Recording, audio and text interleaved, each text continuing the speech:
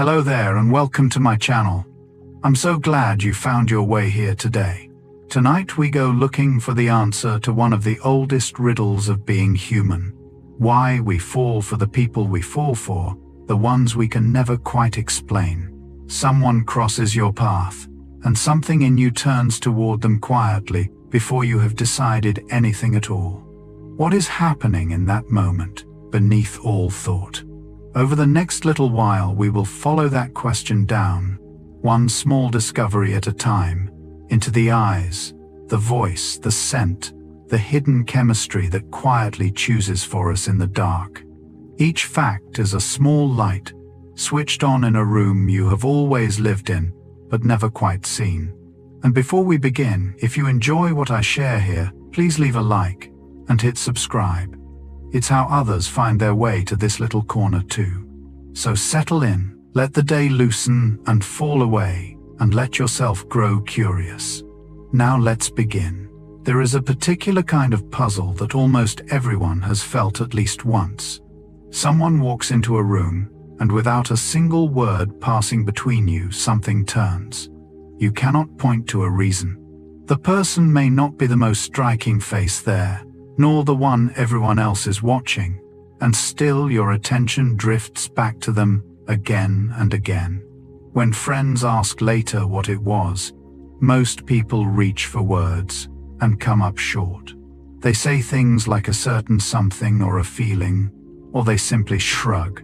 This gap between what we feel and what we can explain is not a failure of language. It is a signal about how attraction actually works inside us. Much of what pulls one person toward another is settled below the level of conscious thought, in older and quieter parts of the mind that do not report back in words. Scent, a flicker of expression, the rhythm of a voice, the way someone holds their shoulders, all of it is gathered and weighed long before you form a single sentence about it. So the mystery you feel is not confusion at all. It is the honest experience of a decision being made somewhere you cannot easily watch. And there is something quietly steadying in that. You do not have to explain the pull in order to trust that it is real. Assembled from 100 small signals your body noticed gently on your behalf, while the thinking part of you was still catching up. The judgment of attractiveness happens faster than most people believe possible. Long before you decide whether you want to know someone, your brain has already formed an impression of their face, and it does this in roughly 1/5 of a second. To put that in a shape the body understands, a single blink of your eye takes about 1/3 of a second. So this first verdict arrives and settles before your eyelids have even finished closing. In that sliver of time, no reasoning takes place. There is no weighing of qualities, no list of preferences consulted.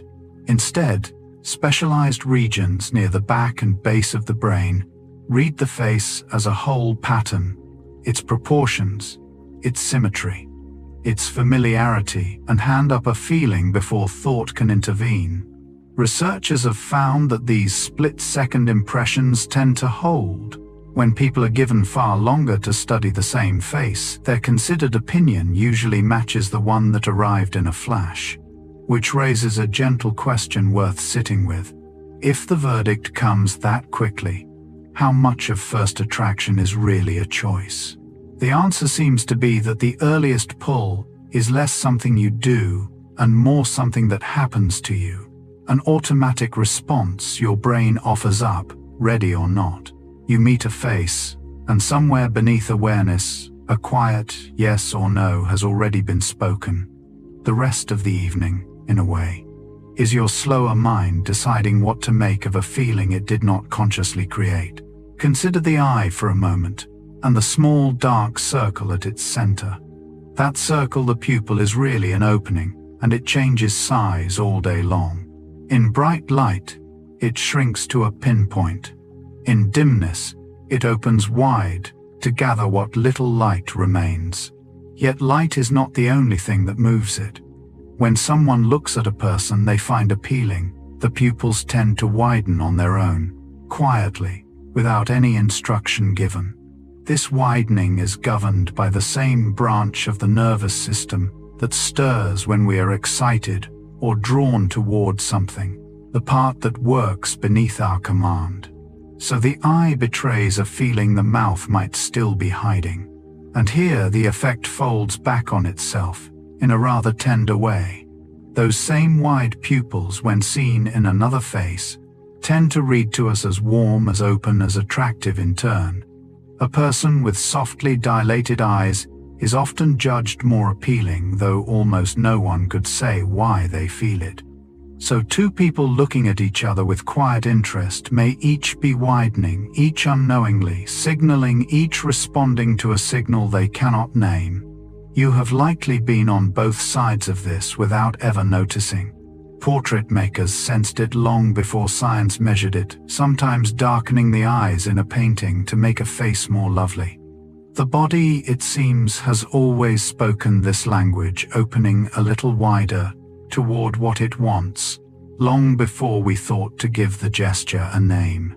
Not every smile carries the same weight, and the body knows the difference instantly. There is a smile made only by the mouth, the kind we offer in photographs, or to strangers in a hallway where the lips curve but the rest of the face stays still. Then there is the other kind, the one that gathers the whole face, crinkling the corners of the eyes into soft lines, lifting the cheeks, warming the gaze. This fuller smile is difficult to fake, because the small muscles that ring the eyes do not obey our will easily. They tend to move only when a feeling is truly there. That is why a real smile reaches us the way it does. When you see those eyes crease, some quiet part of you registers it as honest, and honesty in a face is deeply attractive. We are drawn toward people who seem to mean their warmth. Studies of first meetings find that a genuine smile makes a person seem not only more likable, but more trustworthy, more open, someone it feels safe to move toward. Think of a time a stranger's face lit up at the sight of you, eyes and all. Something in you probably eased and leaned in before you had decided anything. This is one of the oldest signals we share, older than any language. A true smile says without a word that you are welcome here, that there is no threat that you may come closer. And the face that offers it becomes in that moment a little more beautiful to the one receiving it. Listen sometime to how a voice changes across a single day. In a meeting, it may go flat and businesslike. With a child, it lifts and softens. With an old friend, it loosens into ease. And with someone a person is drawn to, it shifts again in ways the speaker rarely notices. Recordings have shown that people often warm or reshape their voices when speaking to someone they find attractive. Men frequently deepening their pitch, women sometimes raising theirs, both drifting toward a tone that is more melodic, more varied, more alive. The words may be ordinary, the weather a question about the weekend, while the music beneath the words is doing something else entirely. Some of this is old and instinctive, tied to signals of warmth and interest that run beneath speech. Some of it is simply the body relaxing and reaching, wanting to be pleasant to the ear. What matters is that it happens without a decision. You cannot easily hear it in yourself, but others can feel it. The way a voice turns toward them like a plant toward light. This is why a phone call with someone new can feel so charged, even in the dark with no face to read. The voice alone carries the pull. So the truth arrives quietly long before we confess anything. Our voices have already begun to lean, softening and tuning themselves toward the person we hope is listening, telling a warmer story than our careful words intend. You know the feeling, even if you would rather not admit. Someone you are drawn to turns and looks at you, and heat rises to your face, your neck warms, your skin flushes without your permission. It can feel like a betrayal, this visible blush, arriving at the worst possible moment.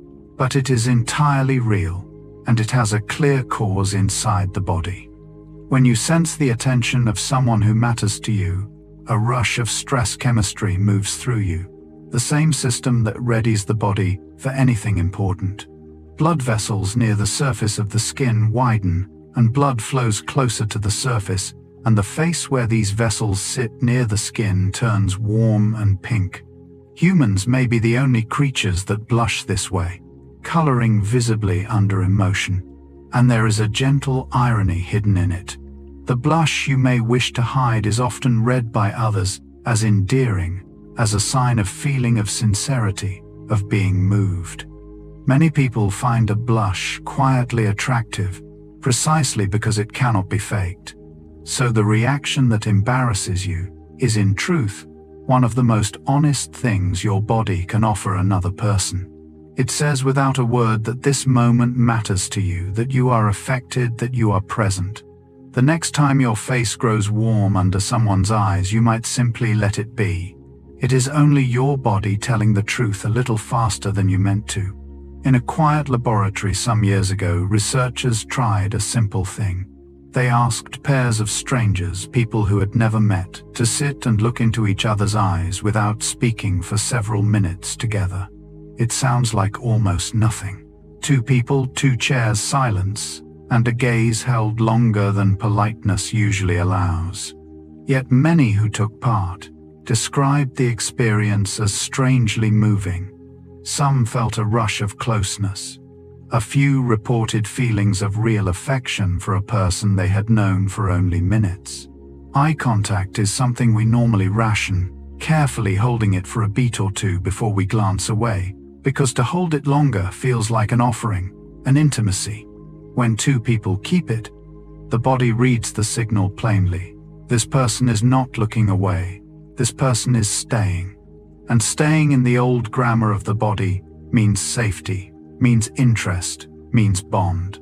There is a reason lovers gaze, a reason a long look across a room can feel like being touched. The eyes, unlike most of the face, are hard to control and hard to fake, so to be truly seen by them feels rare. If you have ever locked eyes with someone a moment too long and felt the air change, you have met this effect yourself. It needs no words, no shared history, no reason. Simply the willingness to look and to be looked at and to not turn away, and something quiet begins to grow in the space between 2 faces. 2 strangers, a small joke, a shared laugh, and suddenly the distance between them feels smaller. This happens so often we rarely question it, yet it is one of the quiet marvels of being human. Laughter is not only a response to something funny, it is also a social signal. One of the oldest. We have a way of saying without words that we are at ease, that we are on the same side, that this moment is safe. When 2 people laugh together at the same thing, they are showing each other in an instant that they see the world in a similar light. Shared laughter tells us we are understood. It tells us the other person's mind runs in step with our own, at least for a heartbeat. And being understood, even in something as small as a joke, sits close to the root of attraction. Researchers who study new couples find that how much 2 people laugh together in their earliest conversations helps predict how drawn they feel and how much they want of each other's company. The laugh itself loosens the body, softening the guard we carry among strangers. It is hard to feel wary of someone while you are both undone by the same silly thing. So when you meet someone new and find yourselves laughing easily, that lightness is not trivial. It is 2 nervous systems relaxing toward each other at once, a small agreement passing between you, a sign that some quiet door has opened and neither of you has moved to close it. Here is a question worth turning over slowly. When your heart pounds near someone, how sure can you be of what it means? The body has fewer signals than we imagine, and it reuses them freely. A racing heart, quick breath, a flush of warmth, a tightening in the chest. These arrive whether we are frightened, thrilled, exercising, or falling for someone. The sensations themselves do not come labeled. It is the mind that reads them, and the mind reads them by looking around for a reason. So if your heart is pounding for one cause and an appealing person happens to be near, some part of you may quietly assign the feeling to them. This is not foolishness. It is how the body's alarm and the body's longing share the same wiring. The same rush of quickened chemistry, the same fast pulse. The two states can feel almost identical from the inside. This is why a thrilling first date, a steep hike, a scary film, a crowded concert can leave two people feeling more drawn to each other than a calm evening would. The excitement of the setting becomes tangled with the excitement of the person, and the heart cannot always tell the strands apart. You have likely felt this without naming it, mistaking the buzz of a moment for the pull of a face. There is something oddly comforting in knowing it. The body's languages overlap, and love borrows the vocabulary of every other kind of aliveness. Sometimes the heart simply races, and the meaning is written in afterward, by a mind doing its best to explain. Notice how a stranger's face can change over weeks, though the face itself never moves. On the first day, it is only a face neutral, unremarkable one among many. By the second week, it has begun to feel familiar. By the second month, you may find you like it, and could not say when the liking began. This is one of the steadiest patterns in all of human attraction. The more we see something, the more we tend to warm to it.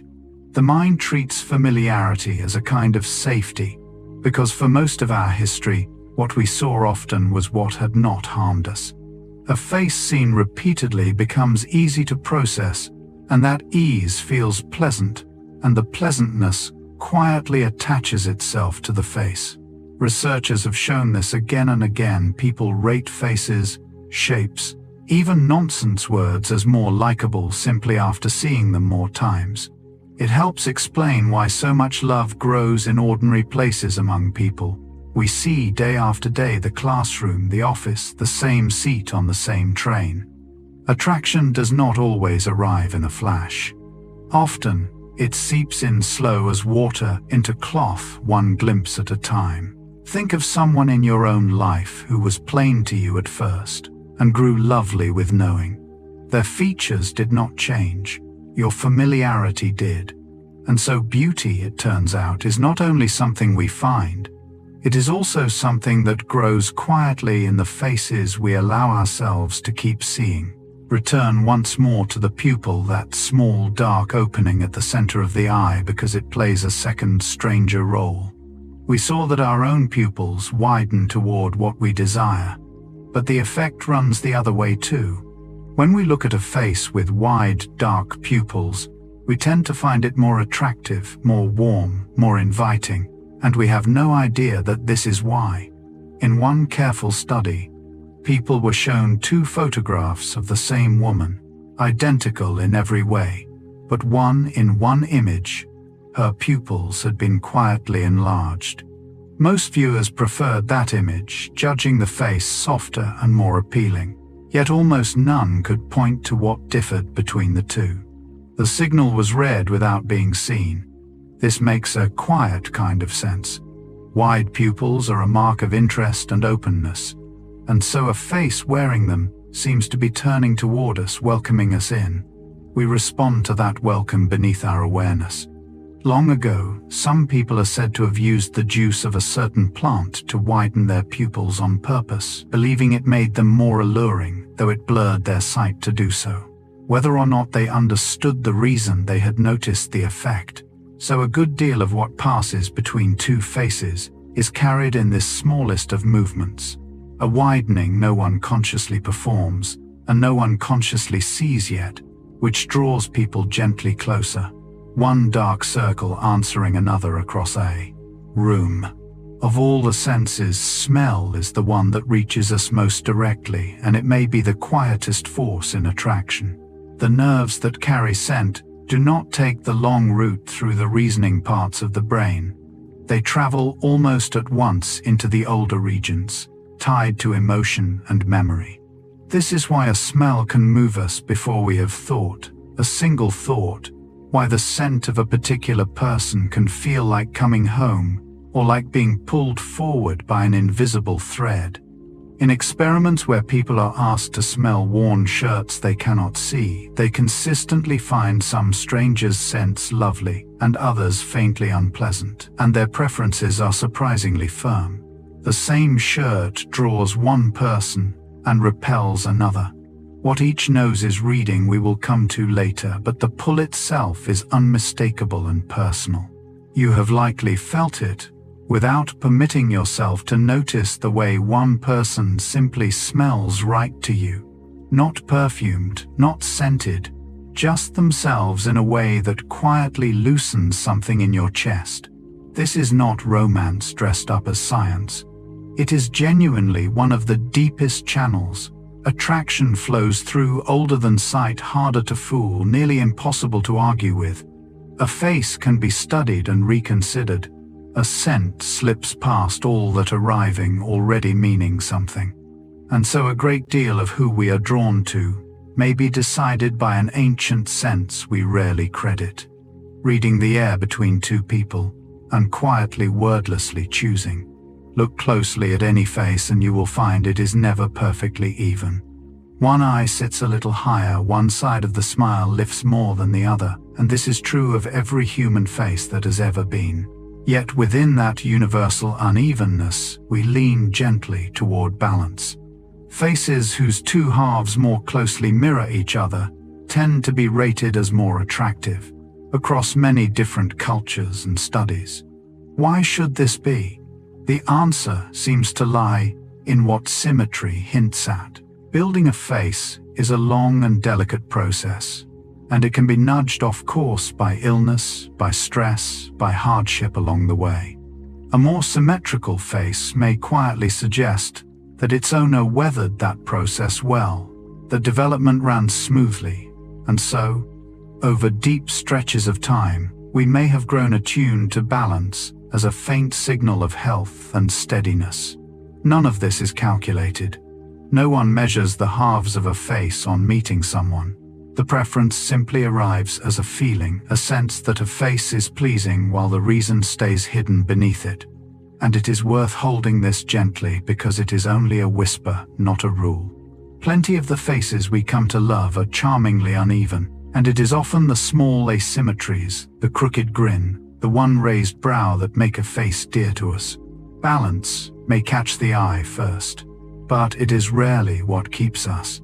What keeps us is usually the particular imperfect face that has become, over time, the one we cannot look away from. Something curious happens when you take many faces and average them together. Using photographs, researchers have blended dozens of individual faces into a single composite. Every feature softened toward the middle of the group, every proportion set at the average of them all. You might expect the result to look plain, unremarkable, forgettable. Instead, again and again, people judge these blended faces as more attractive than nearly all of the individual faces that went into them. The more faces are combined, the more appealing the composite tends to become. At first, this seems strange, even backward. Should not beauty be exceptional, unusual, rare? Yet the pattern points somewhere else.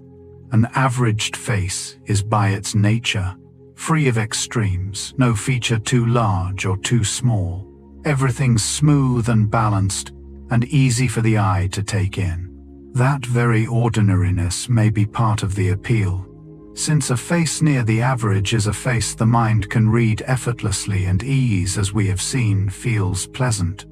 There may be an older layer too, a sense that the average sits at the safe center of what is healthy and typical, far from anything unusual. Notice, though, the tender paradox hidden here. The most broadly attractive face is the one belonging to no one, a face that has never lived, assembled from many and owned by none. The real faces we love are always particular, always specific, marked by the very quirks that pull them away from the average. Perfection, it seems, is a face we admire. A person is someone we adore. Color of all things turns out to touch attraction in ways we seldom suspect, and red touches it most of all. In a series of studies, people were shown photographs of the same person against different colored backgrounds, or wearing different colored clothes, with nothing else changed. Time and again, the version framed in red was rated as more attractive, more desirable, more worth drawing near. The viewers had no sense that the color was moving them, asked why they spoke of the person, never the hue. Red seems to work quietly beneath the reach of explanation. Some of this may reach far back. In many living things, a flush of red signals warmth, vitality, a body brimming with life, and the human face itself reddens with feeling and health. So red near a person may whisper faint cues of aliveness and interest to a watching eye. Some of it is surely learned as well, layered over centuries of red, meaning passion and celebration and desire. The two streams, old and taught, likely run together. What stays clear is the effect. A small shift of color and a face grows a little more magnetic, while the watcher remains sure their feeling came from the person alone. You may have chosen a red garment yourself on an evening that mattered, sensing without knowing that it helped. Or you may have felt without understanding more drawn to someone dressed that way. The pull is real and quiet and strange, that a single color sitting silently at the edge of sight can gently tilt the ancient machinery of who we notice. We spoke of how one person can simply smell right to you, and now we can open that mystery a little further. Woven invisibly into every person's natural scent is information about their immune system, the vast defensive network the body uses to recognize and fight illness. The particular makeup of that system varies from person to person, and remarkably faint traces of it drift out in body odor, in a chemical language no one consciously speaks or hears. In the well-known shirt studies, people tended to prefer the scent of strangers whose immune makeup differed most from their own. The nose, it seems, was quietly reaching toward difference. There is an old logic in this. A child born to two parents with differing immune systems may want to inherit a broader defense, better equipped to meet a wider range of threats, so a pull toward immune difference could over long ages have quietly served our health and our children's. And all of it happens in the dark beneath every thought. No one smells another person and consciously registers a defensive system. You simply feel, with no idea why, that this one smells wonderful and that one does not. It is humbling and a little wondrous to sit with the idea that some part of who moves you was chosen by a wisdom far below your awareness reading, signals your mind will never directly meet. The attraction you cannot explain may be in part two, ancient defense systems, recognizing across the air that together they might make something stronger and turning you gently toward each other. Fear of all feelings seems an unlikely doorway to closeness, and yet it opens one. When two people pass through something frightening together, a steep and swaying height, a sudden scare, a long night of worry, they often emerge feeling strangely bound to each other. The danger recedes, but the closeness stays. Part of this we have already touched. Fear floods the body with quick, urgent chemistry, a pounding heart and heightened senses, and that arousal can spill over and attach itself to whoever stood beside you in it. But there is more than a misreading at work. To face something fearful with another person is to see them and be seen in a moment, stripped of all pretense. You learn quickly whether they steady or scatter, whether they reach for you or pull away, and they learn the same of you. That knowing earned in a few sharp minutes might otherwise take months of calm evenings to gather.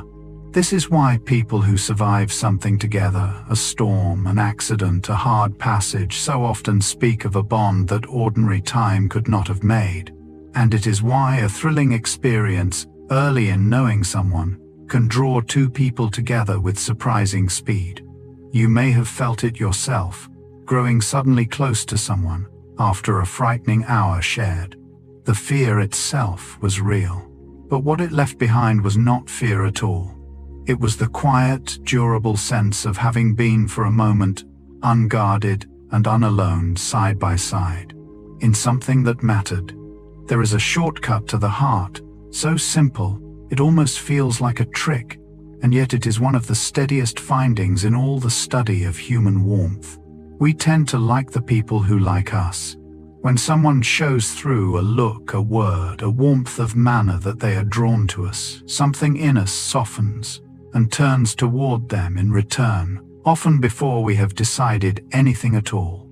Researchers have watched this unfold in careful settings. Told that a particular person seemed to like them, people grew markedly warmer toward that person, and more likely to feel a pull even when the message was the only thing that had changed. Why should we be so easily moved by being wanted? Part of it is safety. For a person who likes us is a person unlikely to wound us, someone it feels secure to move toward. Part of it is simply how good it feels to be seen and chosen, a warmth we naturally wish to stay near. And part of it may be that affection once offered quietly invites its own return, each small sign of liking answered by another. You have surely felt this warming toward someone the moment you sensed their interest in you. It can feel almost embarrassing how much it matters to be liked, but there is nothing weak in it. To turn toward the ones who turn toward us is one of the oldest and gentlest ways two people find their way slowly into each other. Sometimes it happens in an instant. You meet someone new, and within minutes a feeling arrives that seems far too large for so short an acquaintance, a sense that you already know them, that this meeting was meant, that some thread has been waiting to pull taut. People reach for the language of destiny to describe it, of recognition, of having found someone they somehow knew before. The feeling is real and powerful, and it deserves to be met gently rather than explained away. But we can look softly at where such a feeling might come from. In those first minutes, your mind is gathering an enormous amount at once: the cadence of a voice, a familiar warmth in a face, a scent, a way of moving that echoes someone from long ago. When many of these signals land at once, and all point toward yes, the mind does not present you with a list. It hands you a feeling, whole and sudden and certain, and certainty of that size naturally reaches for the word fate. There may be echoes of your own past woven in as well, features or gestures that recall a first love, a parent, a face you trusted young. So the stranger feels known because in a way some part of them is not from another life, but from the deep library of everyone you have ever felt safe beside. This does not make the feeling less lovely. If anything, it makes it more so, that in a single, unrepeatable moment, so much of who you are can rise up at once and quietly say, "This one." Gather up all we have moved through, and a single quiet truth begins to settle over it. The pull toward another person does not start with thought. It starts in the body, in the fast and wordless systems that read a face in a fraction of a second, that widen the pupils, that flush the skin, that turn the voice, that catch a scent and lean toward it, all of it underway, before a single reason has formed. By the time your thinking mind arrives, ready to weigh and consider and decide, the body has already spoken. Much of what feels from the inside like a choice is, in truth, an explanation offered afterward for a movement that began somewhere deeper and older. This is why attraction so often resists our reasoning, why the heart seems to answer to no argument, why we cannot talk ourselves into or out of it as easily as we wish. The pull was never made of arguments. It was made of signals gathered in the dark beneath the reach of words. There is a deep peace available in accepting this. You do not have to understand the pull to honor it, nor to explain it to trust that it is real. Your body has been quietly doing this work your whole life, noticing and weighing and choosing on your behalf, long before you knew it was happening.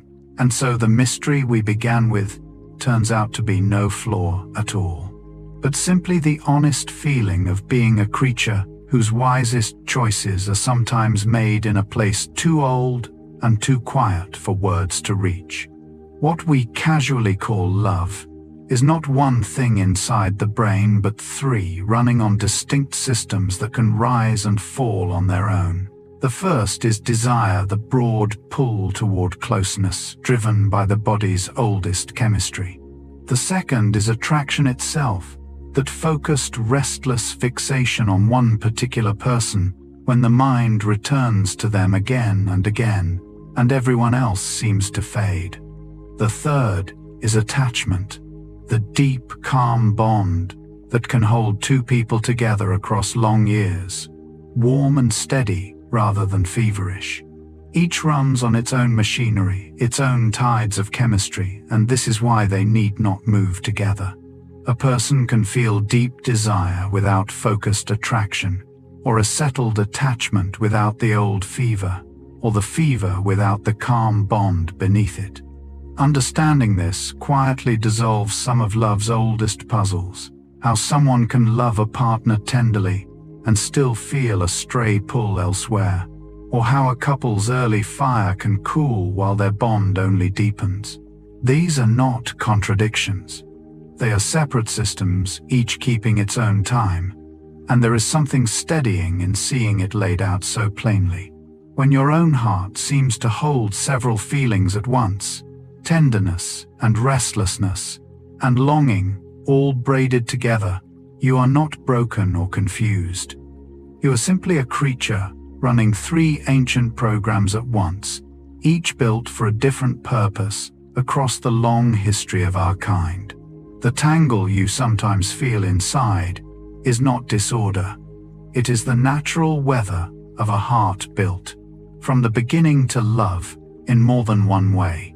Slide a person newly in love into a brain scanner, show them a picture of the one they long for, and something striking appears.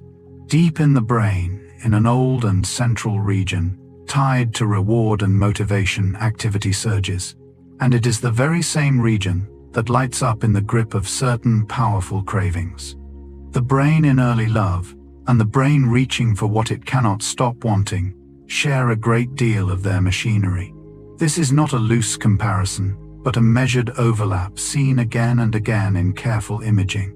And it explains so much of how new love actually feels.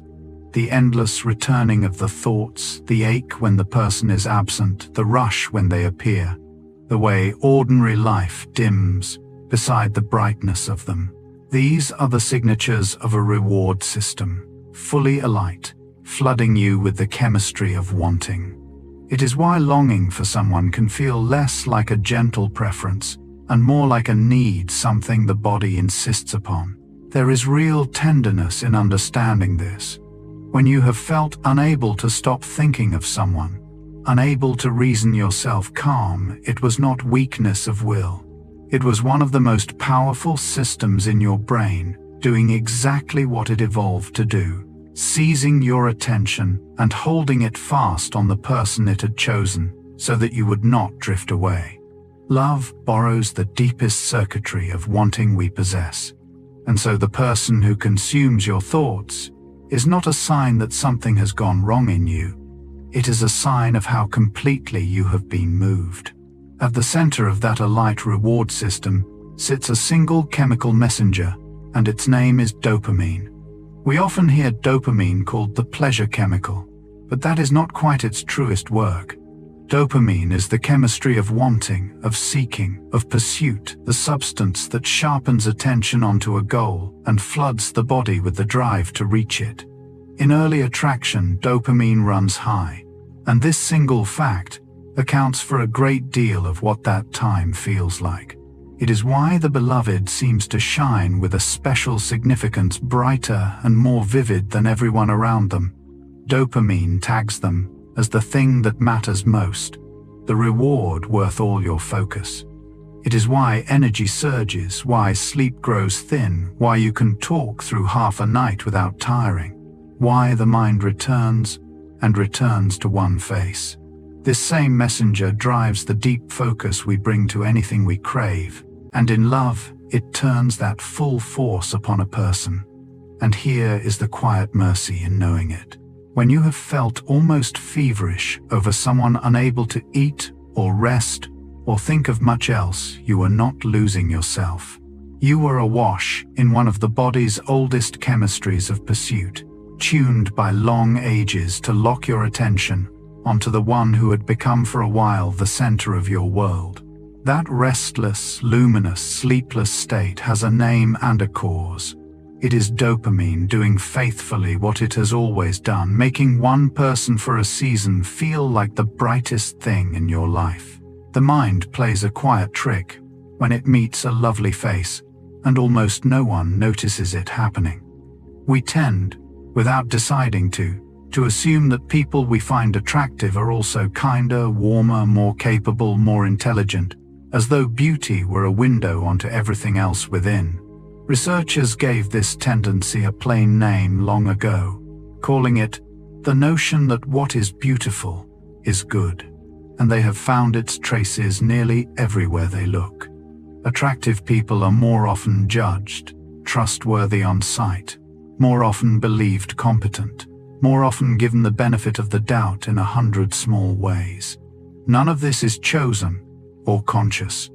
The good feeling, a pleasing face, stirs, seems to spill outward, coloring our whole sense of the person, so that a single visible trait quietly lends its warmth to all the invisible ones we cannot yet see. It is worth knowing this about ourselves gently and without harshness, because it shapes far more than romance first. Meetings, quick judgments, the many small doors that open more easily for some faces than others. And it is worth knowing too for the tenderness it invites. The pull you feel toward a beautiful face may carry with it a quiet, unearned story about who that person is, inside a story your mind wrote before you had any evidence at all. The face is real. The kindness and the wit are still to be discovered or not, and some of the deepest loves are the ones where we stayed long enough for the true person, plain and particular, to become more beautiful to us than the face that first drew us near. Something falls in the first rush of attraction that we rarely think to measure. A chemical messenger called serotonin, which normally helps keep the mind steady and settled, tends to dip in the earliest days of falling for someone. And when it dips, the mind loosens its usual calm and begins to circle.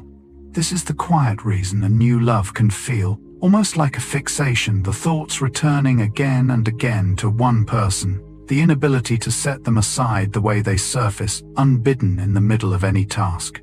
Researchers noticed that this lowered serotonin resembles the chemistry seen in states of persistent circling thought, where the mind cannot easily let go of what it has caught hold of. So the beloved becomes lodged there, played over and over, impossible to file away. You have likely lived inside this, unable to stop replaying a conversation, a glance, the sound of a name. It can feel like losing command of your own attention, and in a gentle sense, you have the chemistry that usually lets you move smoothly from thought to thought has quietly stepped back, leaving one face in the center of the room. There is comfort in knowing the cause. That helpless circling was not a flaw in your character or a failure of composure.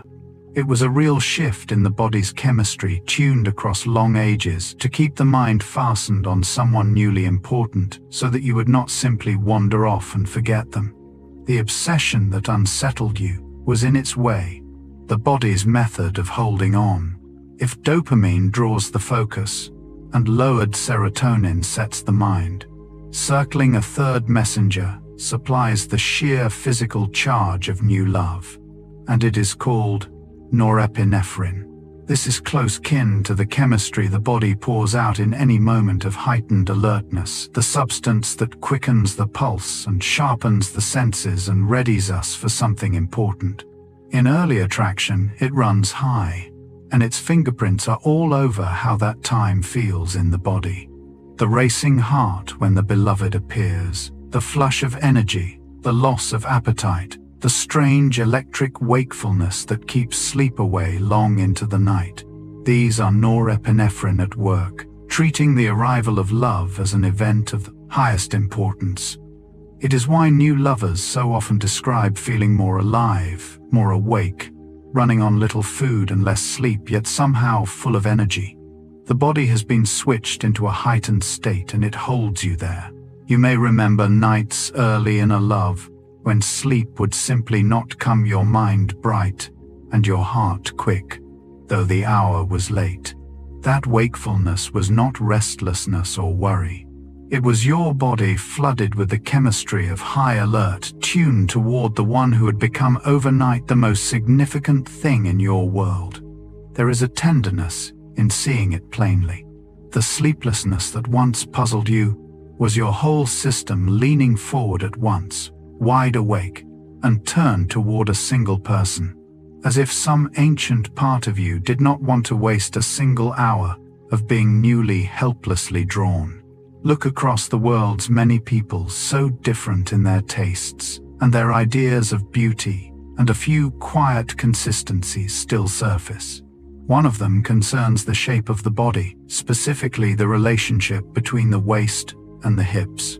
In studies gathered from widely separated cultures, a particular range of proportion between the two has tended to be found appealing more often than others, with a fair amount of variation around it. The pull is not toward any single figure, but toward a certain balance, a ratio the eye seems to read with quiet interest. Why should such a thing repeat across places that share so little else? The leading thought is that this proportion may carry faint, ancient signals of health and vitality, cues the watching eye learned to notice over immense stretches of time far below any conscious thought. No one, of course, meets another person and calculates proportions. The preference arrives when it arrives as a plain feeling, while its reasons stay hidden beneath. And it is worth holding this loosely and kindly, because it is only one thread among a great many, and it bends easily. What a given culture prizes shifts across eras and places, and personal taste wanders freely, and the bodies we come to love are as varied as the people who wear them. This is a faint and general tendency, not a measure any real person should be held against. If anything, it is a small reminder of how much of attraction runs beneath us, how the eye can lean toward a shape for reasons buried so deep that the one doing the looking never learns them at all. That weightless, slightly giddy feeling of new love, the sense of walking a little above the ground, may owe something to a chemical with a long name and a light touch called phenylethylamine. It is a fast, fleeting messenger in the brain, and in the early rush of attraction, its levels appear to climb. When they do, the feeling it lends is exactly the one we reach for when we try to describe being newly smitten, buoyant, tingling, a touch intoxicated, as though the ordinary weight of the day had briefly lifted. People have long noticed that this state resembles a mild high, and phenylethylamine is one of the reasons why, stirring a light euphoria that colors everything the new lover sees. The world seems brighter, food tastes better, small things spark delight, and the beloved glows at the center of it all. Curiously, this same substance is found in trace amounts in a few foods people have long tied to romance, which may be a small coincidence or a faint clue our ancestors half sensed. Whatever its full story, its effect is unmistakable, and by its nature, brief, a fast messenger that surges and fades, which may be part of why the first floating rush of a love cannot last forever at full strength. You may recall that feeling, the light-headed brightness of early days, and wondered where it went as a love deepened. It did not fail. It simply gave way as that early chemistry settled to something quieter and more lasting underneath the buoyancy of the beginning, making room for the steadier warmth that comes after. Beneath all the finer feelings of attraction lies an older and broader current, and it runs on two of the body's most ancient messengers, testosterone and estrogen. These are the chemistries of desire itself, not the focused longing for one particular person, but the wider pull toward closeness and warmth that stirs in the body long before any single face becomes the one.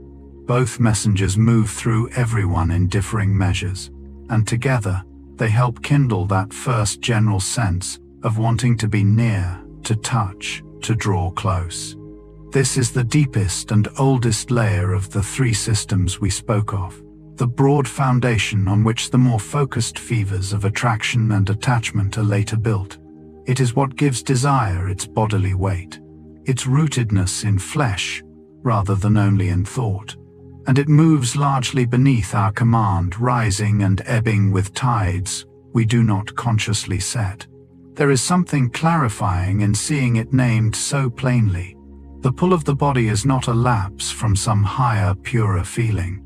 It is simply the oldest voice in a long conversation, the ground floor of a house with many rooms above it. You carry these currents whether you attend to them or not, quiet and constant part of the long inheritance of being a living creature that reaches toward other living creatures. They are not the whole of love, nor even most of it, but they are where the reaching begins, the first warm stirring, older than words, older than choosing, out of which everything more tender slowly grows. We returned earlier to the small unevenness in every face, and to the gentle lean toward balance that many of us share. What deepens the mystery is how widely that lean appears.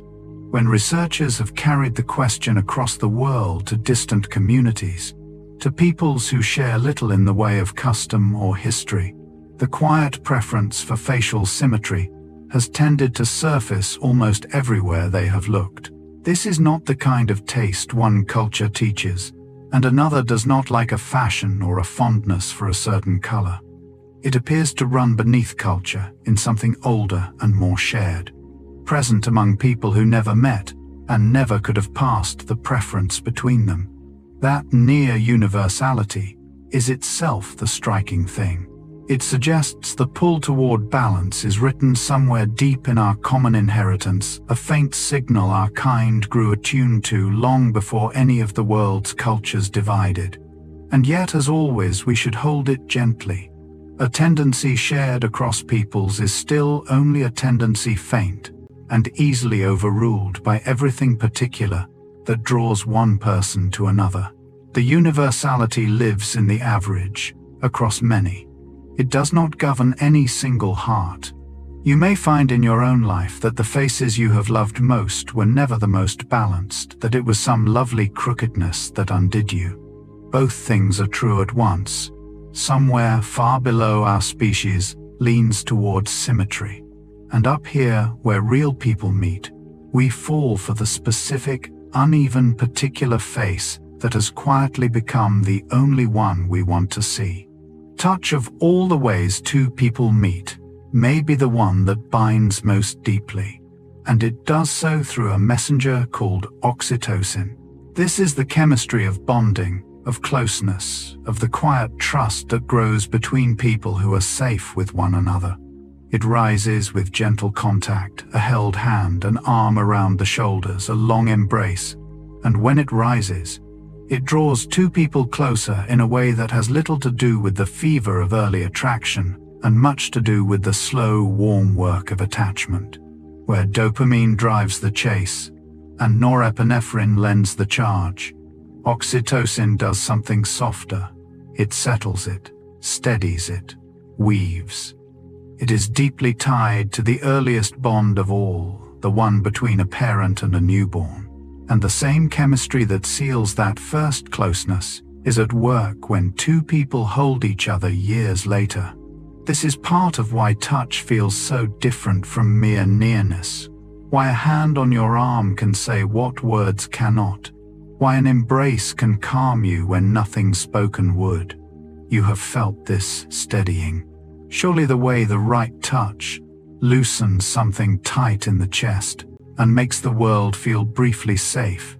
That feeling has a name and a chemistry beneath it, quietly telling your body that you are not alone, that this person is close and means you well. Of all love's chemistries, this may be the tenderest, the one that does not chase or crave but simply holds, letting two nervous systems rest a little more easily for being near. Alongside oxytocin works a quieter partner, a messenger called vasopressin, and its concern is the long stretch of love rather than its bright beginning. Where the early chemistries burn hot and fast, vasopressin belongs to the slow architecture of staying, the deep, settled attachment that can hold two people together across years, and the steady urge to remain near, to guard, to return home to the same person again and again. Much of what we understand about it comes from the study of certain animals that form lasting pair bonds, where this messenger appears closely tied to the faithfulness and constancy of those bonds, to the choosing of one companion and the staying beside them. In us, it seems to play a kindred role, part of the quiet machinery that turns the fever of attraction into the durable warmth of a shared life. This is the chemistry of the long middle of love, the part that does not make headlines or songs, the part that simply keeps two people turning toward each other through ordinary days. There is something moving in that. Beneath the calm of a long attachment, beneath the unremarkable comfort of a familiar presence, real chemistry is at work, holding the bond steady the way roots hold a tree.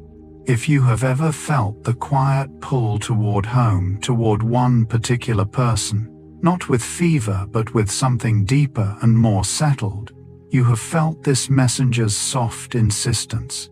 It is the chemistry not of falling, but of staying, the part of love that outlasts the spark, and in the end may matter most of all. The eye lingers on skin, though we seldom admit how much it reads there. Smoothness, an even tone, a certain clarity of surface, these draw the gaze quietly and lend a face a good deal of its appeal across many peoples and many ages. The reason seems to run beneath conscious thought, into the same old habit of the eye that gathers faint signals of health from a body it has only just met. Skin is, after all, the body's largest surface and its most visible one, and its condition shifts with age, with rest, with nourishment, with the long weather of a life. So a clear and even complexion may whisper cues of youth and vitality to a watching eye, cues our kind grew attuned to over vast reaches of time. None of this is calculated or chosen. No one studies another's skin like a physician on meeting them.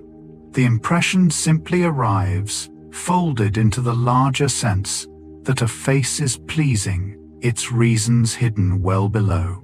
And it deserves, like all these tendencies, to be held with great gentleness, for it is only a faint lean and never a rule. The faces we come to love are marked by lines and freckles, and the honest wear of living. And these marks grow dear to us, precisely because they belong to someone we know. A smooth surface may catch the eye first in the quick arithmetic of a glance, but it is the particular face, weathered and specific and real, that a heart learns to want. What draws the eye at a distance is rarely what holds it up close. We have circled near this truth already, and now we can meet it whole. When researchers compare the brain of a person in early love with the brain caught in a strong craving, the resemblance is hard to look away from. The same deep reward regions light up, the same restless drive appears, the same narrowing of the world onto one source of relief, the same ache in absence and rush in reunion. Love, in its first fever, moves through much of the same machinery that other powerful cravings use, and it is honest to name the likeness rather than soften it. This is why longing for someone can feel less like a preference and more like a need, why the mind returns and returns against your will, why being apart from the beloved can carry a genuine physical discomfort. The systems involved do not distinguish nobly between a person and any other thing the brain has learned to want with its whole force. They simply crave and hold and pull you back. There is real tenderness in understanding this and no shame in it. When you have felt gripped by someone, unable to reason yourself free, unable to want less than you wanted, you were not weak or foolish. You were inside one of the most powerful states the human brain can enter, doing exactly what it evolved to do, binding you fast to a chosen person so that you would not easily let go. That the state resembles a craving is not a mark against love. It is a measure of how deeply we are built to be drawn, and how completely another person can, for a time, become the thing the whole self reaches toward. Here is a finding that gently explains a great deal of foolishness done in love's name. In the brain of someone caught in strong attraction, certain regions tied to careful judgment and sober assessment appear to grow quieter, their usual watchfulness dialed down. The parts of the mind that ordinarily weigh doubt and hold back seem to soften their grip while the reward systems burn bright. In plain terms, the critical eye we normally turn on other people tends to close at least part way toward the one we are falling for. This is why new love so often wears the description of blindness, why the beloved can seem in those early days nearly without fault, their flaws unseen or forgiven before they are even noticed. It is not that the lover is dishonest or unobservant by nature. It is that the machinery of scrutiny has quietly stepped back, leaving the beloved bathed in an uncritical, generous light. There is a wisdom hidden in this, strange as it seems. If we saw every flaw sharply from the first moment, few bonds might ever form. Some softening of judgment may be exactly what lets two imperfect people move close enough to build something. You have surely known this from the inside, or watched it in a friend, the way a person in love overlooks what everyone else can plainly see. It is easy to mock, but gentler to understand. That quieted judgment is love clearing a path, dimming the harsher lights for a while, so that two people might draw near before the ordinary clarity of daily life, which always returns, has its say. The face we present to the world is shaped in part by the body's own chemistry, and the watching eye seems faintly attuned to what that chemistry has written. As a face forms across the years of growing, the body's messengers leave their quiet marks in the set of a jaw, the breadth of a brow, the softness or strength of a feature, and these marks carry faint signals that others read below awareness. Some features that lean one way or another have tended in various studies to catch the eye and register as appealing, though the preferences are subtle and shift with context and with the one who is looking. No one meets a stranger and consciously reads hormonal history in the curve of a cheek. The impression simply arrives as a plain sense that a face draws the eye, its long causes hidden far beneath. And these tendencies are gentler and more variable than they first sound, bending with mood and moment and the particular taste of each heart. It is worth holding lightly, as one small thread among the many, but it adds another quiet layer to the mystery we keep circling, the sense that so much of who we notice is decided in a place we cannot watch by signals we never learned to name. You look across a room, and your gaze settles without your asking on one face among many.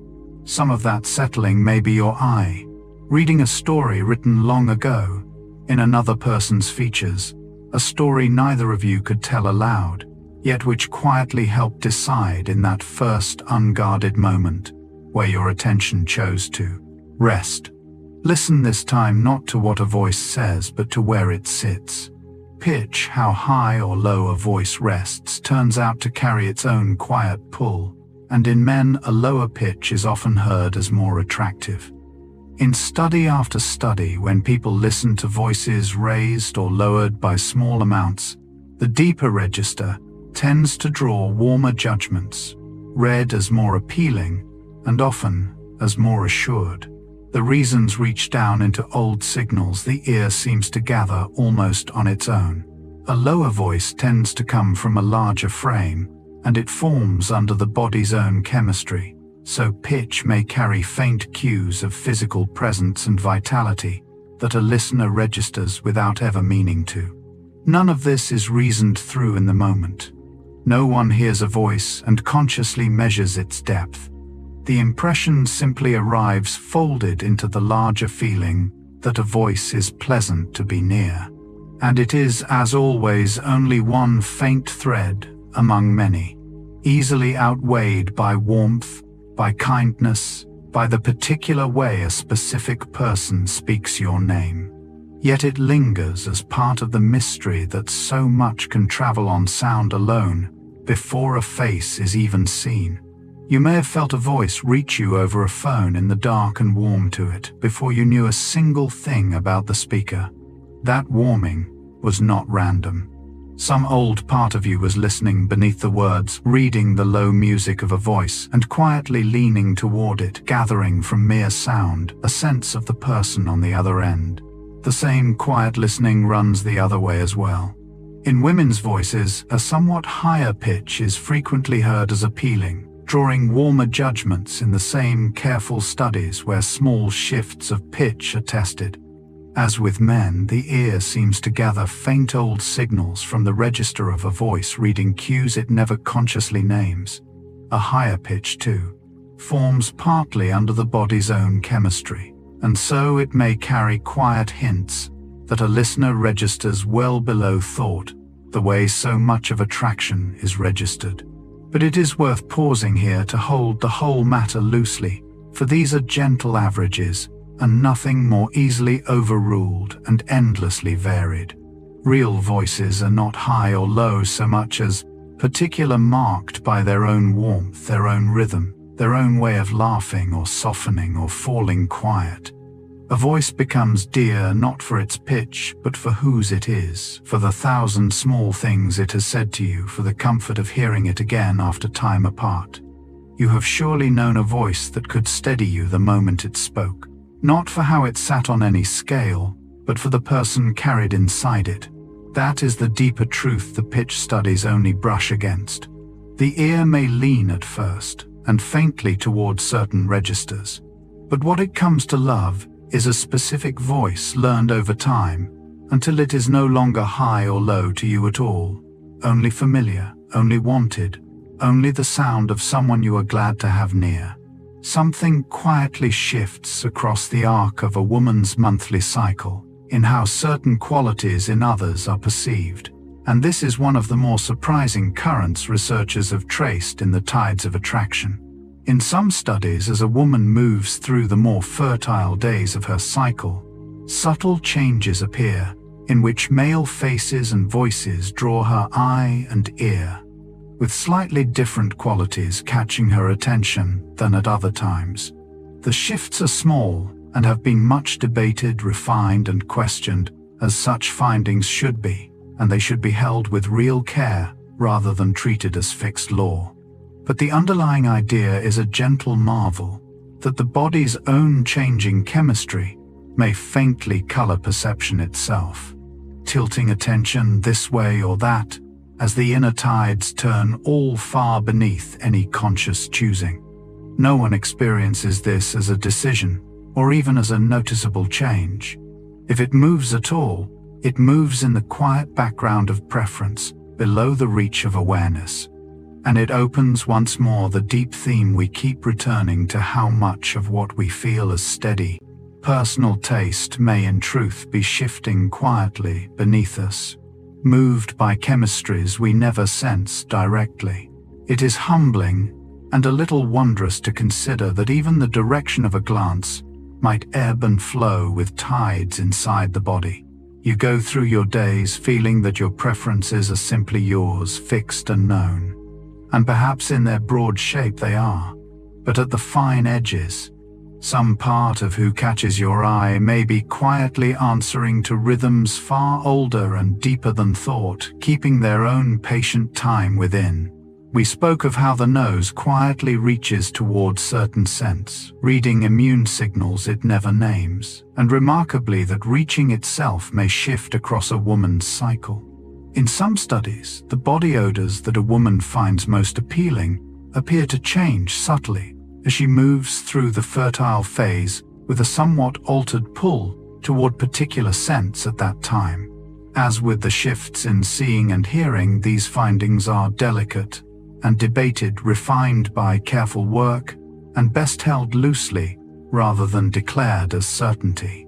But the thread they trace is the same quiet wonder that even the sense of smell, that oldest and most direct of our senses, may not stay perfectly fixed but ebb and turn with the body's inner tides. It happens, if it happens at all, entirely beneath awareness.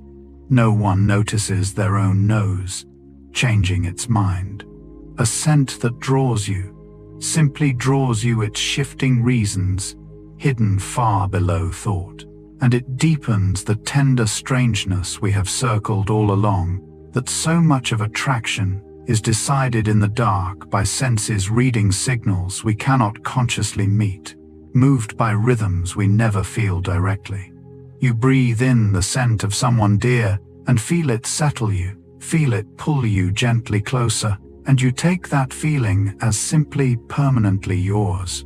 Much of it may be, yet even there, in that most wordless of pulls, some quiet current may be turning beneath you part of the long, patient wisdom of a body that has always done a great deal of its choosing, well below the place where you could ever watch it work. We touched earlier on the immune signals hidden in a person's scent, and here we can open that thread a little wider. The body's defensive system is shaped by a particular set of genes, a kind of inherited signature that helps it recognize what belongs and what does not. What surprises many is that this signature seems to leave faint traces in body odor, that the very genes governing how we fight illness also somehow color how we smell. In the careful shirt studies where people breathed in the worn scents of strangers, their preferences appeared to track these genes rather than mere pleasantness. One person's natural scent drew a given nose, another's, carrying a different immune signature, did not. The nose, it seems, was quietly reading genetic information no eye could ever see.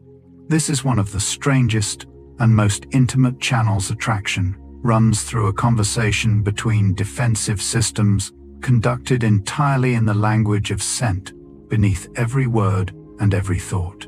You have surely noticed how one person can simply smell right to you in a way you could never explain or defend, not perfumed, not scented, just themselves.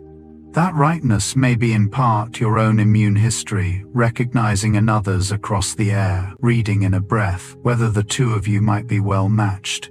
It is humbling to sit with.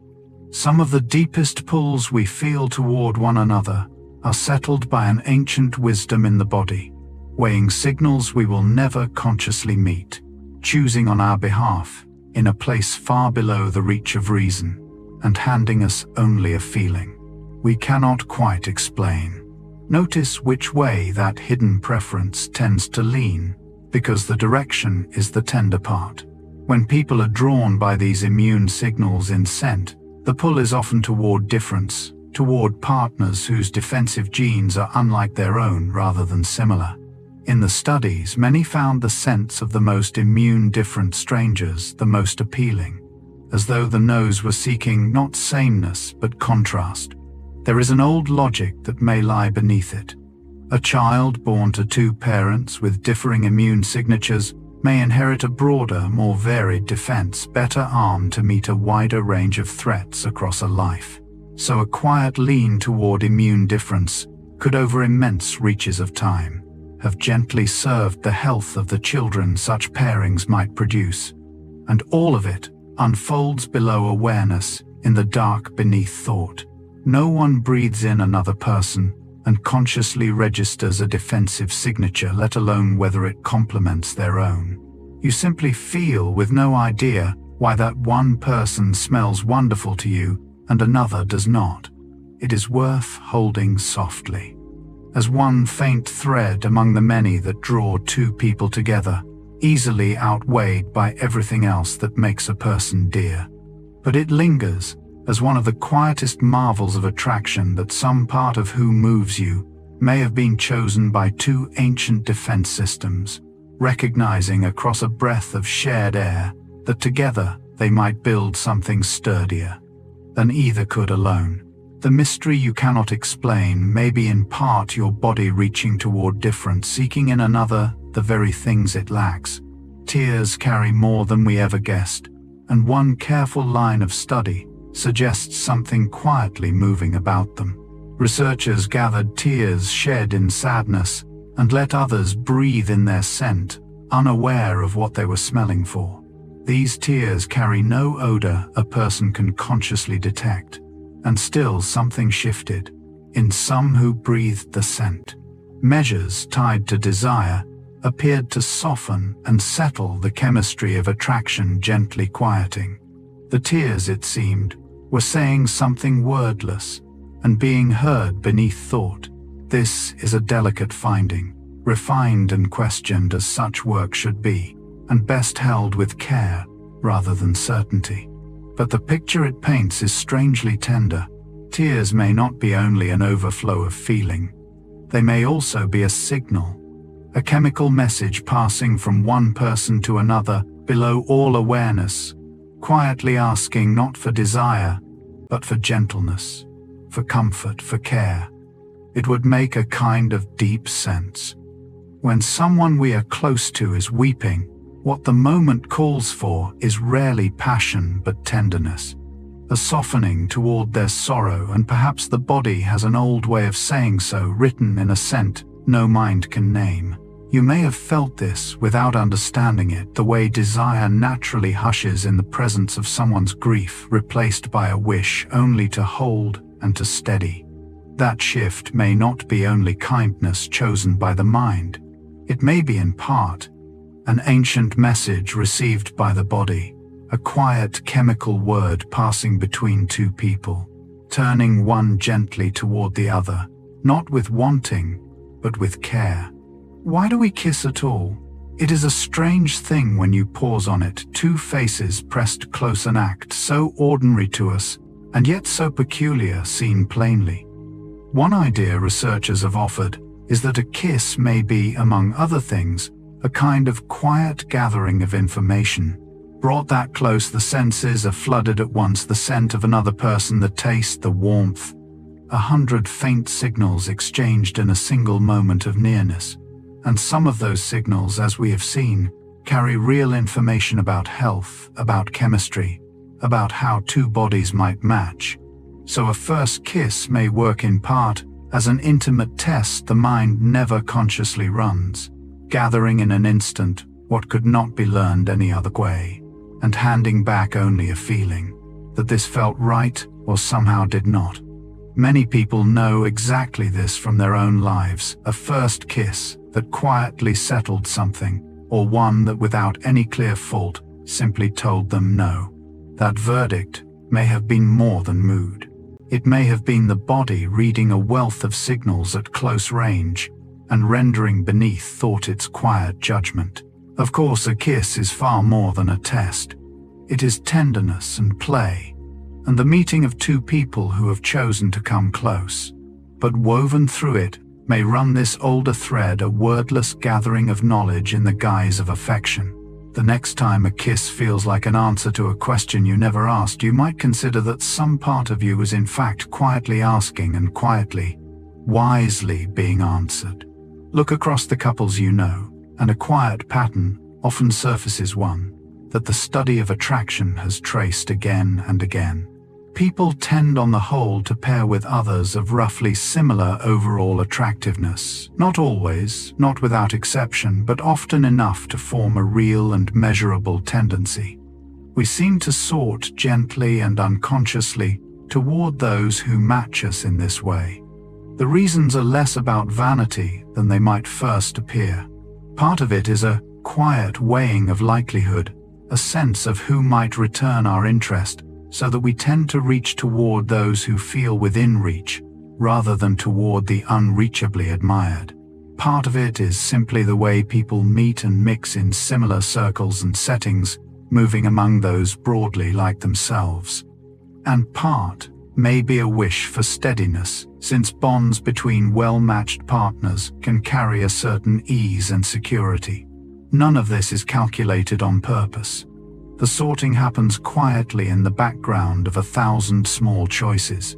And it is worth holding loosely, for it is a broad tendency, and never a rule endlessly broken by the particular chemistry between two specific people. You have surely seen pairings that defy it entirely, drawn together by things no measure of appearance could ever capture: a warmth, a wit, a way of being understood. Those are not exceptions to be explained away. They are reminders that this pattern, real as it is, describes only the coarsest outer shape of how people pair, while the truest story of any two people is always written in the fine, particular details that no broad tendency could ever predict. There is an old saying that opposites attract, and it makes for a lovely story, but the evidence points gently and persistently the other way. When researchers study what actually draws people together and keeps them close, similarity tends to matter far more than difference. Shared attitudes, shared values, a common sense of what matters and how the world works, these predict attraction and lasting closeness more reliably than any pull between opposites. We are drawn, it turns out, to people who see things as we do. The reasons run deep and warm. Someone who shares our values, feels safe, feels understood, feels like a person who will not constantly grate against the shape of who we are. Being agreed with is quietly validating. It tells us that our way of meeting the world is not strange or wrong, but shared, held in common with another. And a shared outlook smooths the countless small frictions of a life lived close, so that two people need not battle over every foundation. This is not to say difference has no place. Couples differ endlessly in temperament and taste, and those differences can delight. But beneath the surface variety, the bonds that hold tend to rest on a floor of things held in common. You have likely felt the ease of it, the relief of finding someone who simply gets it, who shares your sense of what is important. That ease is not small. It is one of the truest foundations. Attraction has the quiet, steadying recognition of meeting someone whose inner map of the world looks a great deal like your own. Something as plain as nearness turns out to shape the heart more than we would ever guess. Study after study has found that simple physical proximity, being near someone, often crossing their path in the ordinary course of days, markedly raises the chance that two people will grow close. Those who live nearby, sit near one another, share a workplace or a route or a regular room, are far more likely to form bonds than those kept apart by mere distance, however well matched they might otherwise be. The reason braids together things we have already met. Nearness means repeated seeing, and repeated seeing breeds the quiet warmth of familiarity. Nearness means chances to talk, to discover common ground, to let small moments accumulate into knowing. And nearness lowers the cost of closeness, since it is far easier to grow near someone already within reach than someone forever across a distance. So a great deal of love, for all its air of destiny, begins in the plainest circumstance of all two people who simply happen to be near each other, often for long enough. You may find, looking back at your own dearest bonds, how many began this way: the neighbor, the co-worker, the familiar face on a familiar path. It can seem almost too ordinary to be the root of something so large, but there is a quiet comfort in it too. Love is not only for those who search far and wide for it.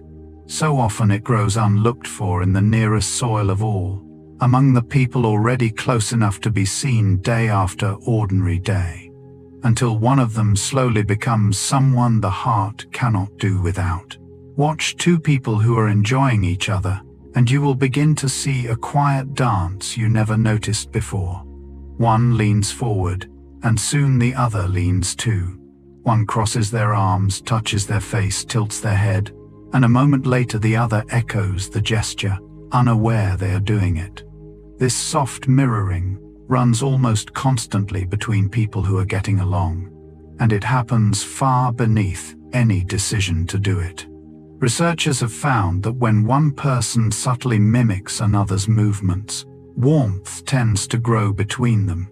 The mimicked person comes away liking the other, more trusting them more, feeling the exchange went well, though they could never say why.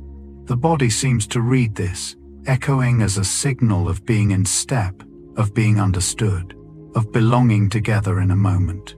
It is in a way one of the oldest ways two nervous systems say yes to each other without a single word. And because it happens unconsciously, it is honest. You cannot easily fake your way into truly mirroring someone you feel no ease with. You have surely done this without knowing, falling into rhythm with someone you liked, your gestures quietly answering theirs across a table.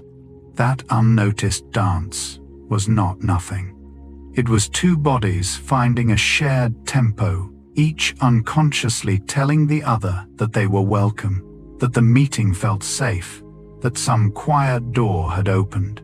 Long before you named any feeling, your posture had already begun to lean toward theirs, a wordless agreement passing between two people, written not in speech but in the soft and mutual echo of how they move. Something remarkable can happen between two people simply talking something neither of them feels directly.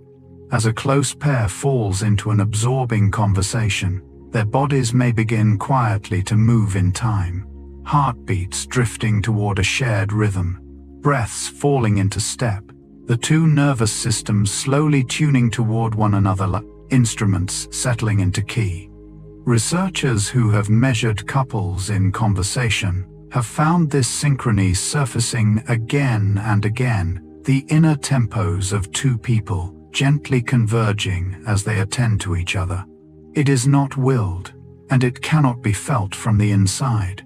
You do not notice your own heart matching another's, yet it seems to track the depth of the connection, rising when two people are truly engaged, truly turned toward one another with care. This is one of the quiet marvels of closeness, that a bond can reach so far beneath our awareness that even the body's oldest rhythms begin to answer another person. It suggests that being with someone we love is not only a meeting of minds or words, but a meeting of bodies, each settling the other, each drawing the other toward its own calm. You may have felt the outer edge of this, without naming it, the deep ease that comes over you in a long talk with someone dear, the sense of having somehow synchronized, of breathing easier for their nearness. That feeling has a truth beneath it. In the quiet company of someone you trust, your very heartbeat may be finding another's two separate rhythms softening toward one. In a duet neither of you ever consciously learned to play. We met early on the sudden closeness of a shared laugh with someone new, and it is worth returning to laughter now, for its work runs deeper than a single bright moment. Between two people drawn to each other, laughter is not merely a response to what is funny. It is a signal, given and received, that quietly deepens the bond each time it passes between them. Researchers studying couples have found that how much two people laugh together tracks how close and how content they feel the laughter, serving as both a sign of the bond and a way of strengthening it. Each shared laugh says without words that the two minds are in step, that the moment is safe, that this person understands the world as you do, and being understood, as we have seen, sits near the root of attraction. There is a reason we treasure the people who can make us laugh, and a reason a shared sense of humor so often outlasts the first fevers of love. Laughter loosens the body, softens the guard we carry, draws two people into a moment they hold in common and no one else fully shares. You surely know someone whose laughter braided with yours until the two of you could barely speak, undone together by something no one else found half so funny. That helpless shared undoing was not trivial. It was a bond being made and remade, two people telling each other again and again in the oldest and lightest of languages that they were glad to be here, glad to be together, glad it was this person beside them and no one else. There is a particular state of early love so distinct that it has been given its own name, and that name is limerence. It describes the condition of being so caught by another person that thoughts of them arrive uninvited and will not leave flooding the mind at all hours, surfacing in the middle of any task, pulling attention back to one face again and again against all effort to think of something else. In limerence, the beloved occupies the center of everything. The smallest sign of their favor lifts the whole day. The smallest hint of coolness casts it down. The mind returns to them the way a tongue returns to a sore tooth, helplessly, endlessly unable to let the matter rest. We have already met the chemistry beneath this, the lowered serotonin that sets the mind circling, the dopamine that tags one person as the thing that matters most. And limerence is the name for how all of that feels from the inside, lived, rather than measured. It can be dizzying and exhausting and wonderful at once, this state of being so thoroughly occupied by another. You may know it well, that stretch when someone lived rent-free in your mind, impossible to evict, coloring everything. There is comfort in knowing it has a name, that others have mapped it, that you were not uniquely undone. Limerence is a real and recognized state, intense and by its nature temporary, a fever that burns bright and eventually cools, giving way when a bond is true, to something quieter and more durable underneath, a love that no longer needs to seize the whole mind to keep hold of the heart. One study done long ago on a high and swaying bridge has become a small landmark in the understanding of attraction, and its lesson is worth telling plainly. Researchers arranged for people to cross either a frightening suspension bridge high above a gorge and shaking underfoot, or a low and steady one, and at the far side. An interviewer met each crosser and left a way to make contact afterward. Those who had crossed the frightening bridge, hearts still pounding from the height, were markedly more likely to reach out to the interviewer than those who had crossed the safe one. Their fear, it seemed, had been quietly rewritten as attraction. We met the reason earlier: the body has few signals, and it reuses them. So a racing heart from fear and a racing heart from desire feel nearly the same from within.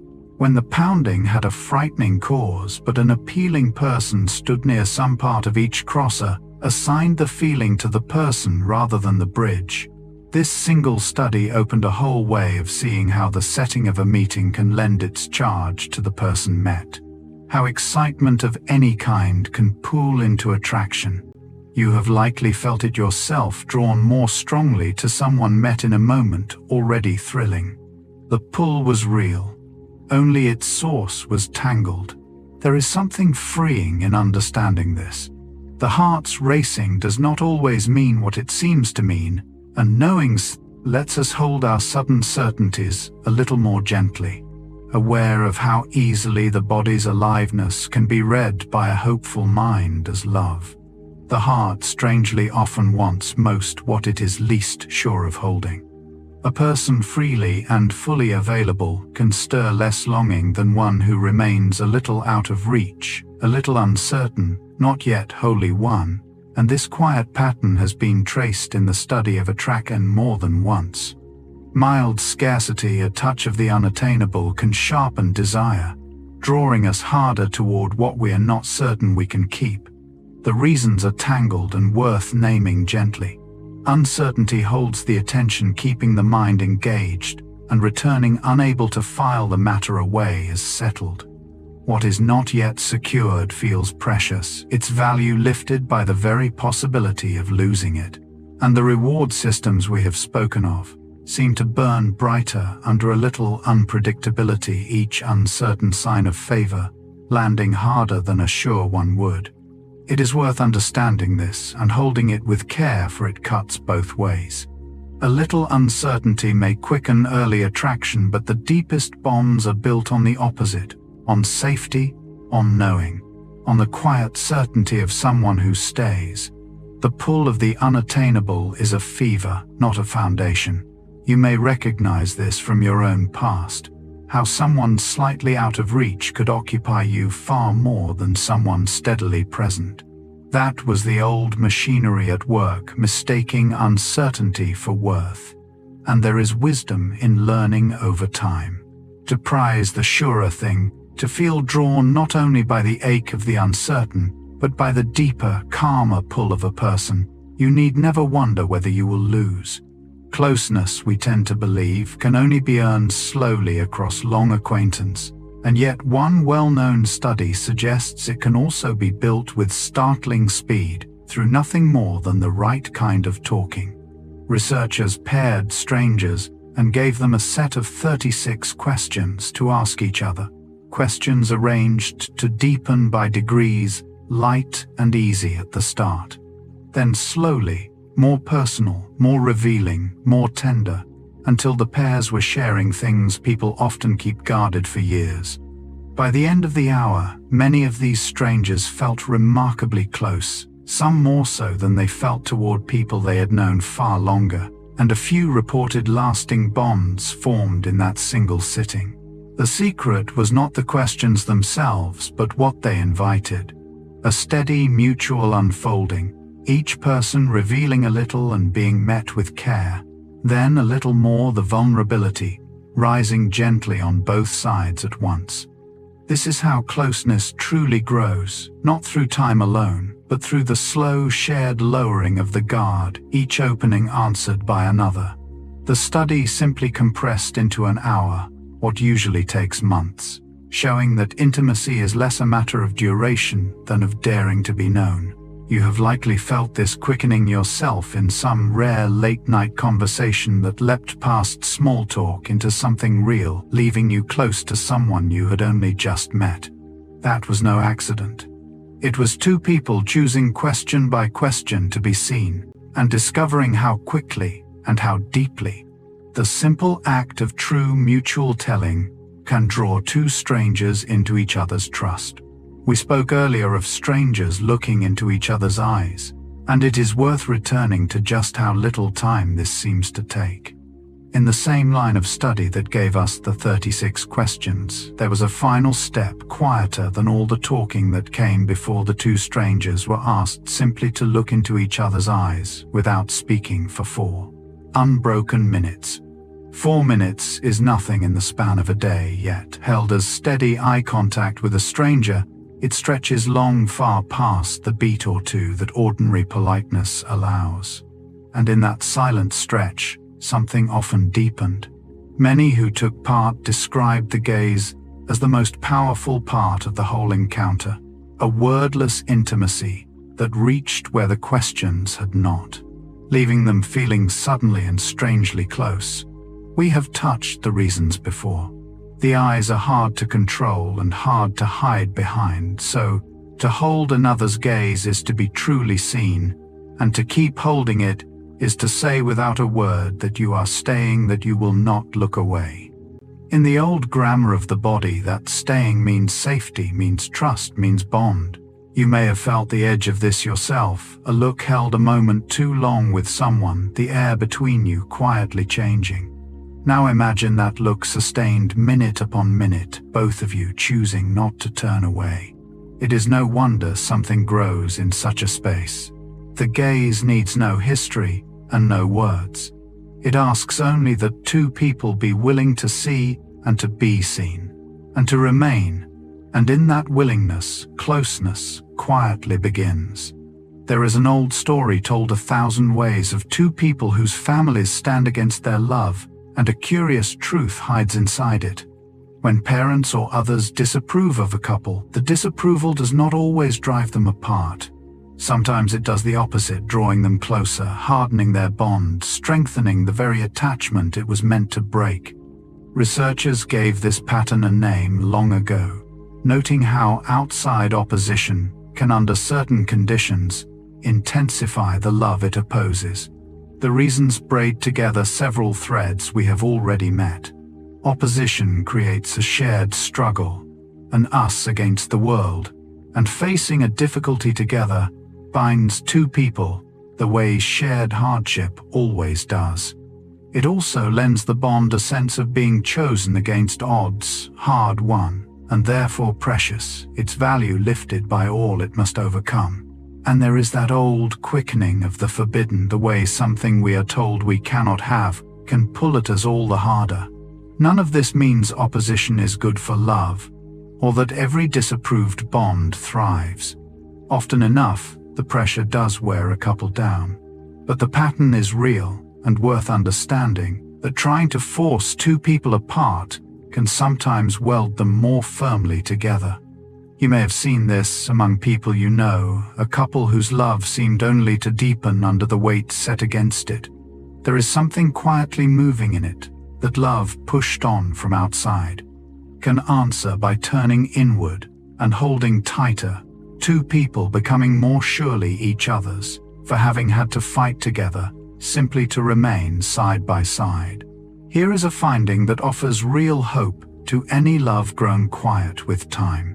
When couples who have been together a long while do something new and exciting together, something novel, a little challenging, a touch thrilling, the shared adventure can rekindle the spark between them, lifting their sense of closeness, drawing them back toward the warmth of earlier days.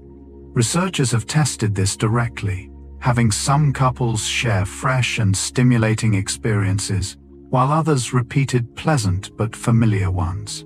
And those who ventured into the new tended to report greater satisfaction and a renewed pull toward each other afterward. The reason reaches back to something we met on the swaying bridge. The excitement of a novel experience stirs the body, quickens the pulse, lights the reward systems, and that aliveness can attach itself to the person you share it with, coloring them once more with the charge of something thrilling.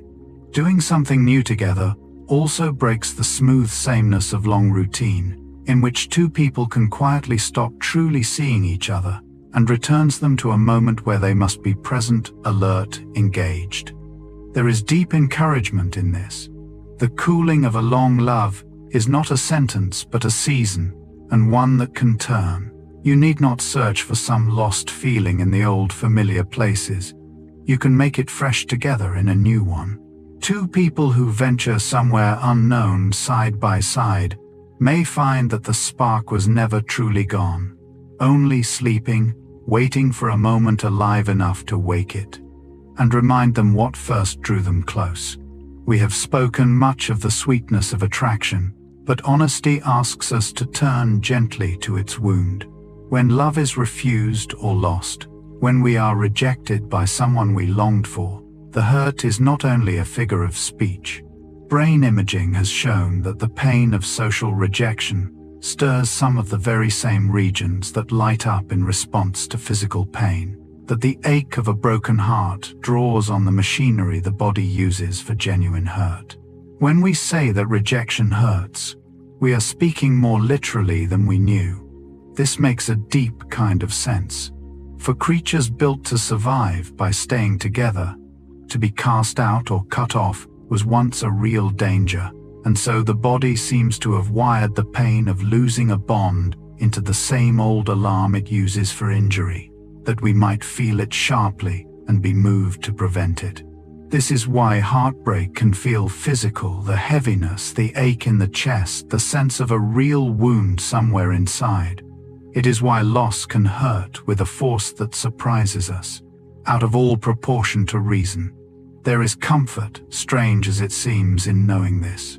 If a rejection once laid you low, if a lost love hurt in a way that felt bodily and vast, you were not weak or overwrought. You were feeling a real pain registered by the same deep systems that register any hurt, because some ancient part of you understood a broken bond as a genuine injury. The heart, it turns out, can ache in earnest. And the pain when it comes is as true as any the body knows. There is a common belief that the fire of early love must always fade into something duller with the years, and yet the brain tells a more hopeful story than that. Researchers who scanned the brains of people married for a long time who still described themselves as deeply in love found something quietly remarkable. In some of these long-bonded partners, the sight of their beloved still lit the same deep reward regions that blaze in the throes of new love. The passion had not necessarily died. In some, it had endured, still burning in the oldest circuits of wanting after many years together. This does not mean the fever stays unchanged, or that every long love keeps its early fire. Much shifts and settles with time, and that settling has its own deep worth. But it lays to rest the gloomy certainty that passion is only ever a brief beginning doomed to cool into mere habit.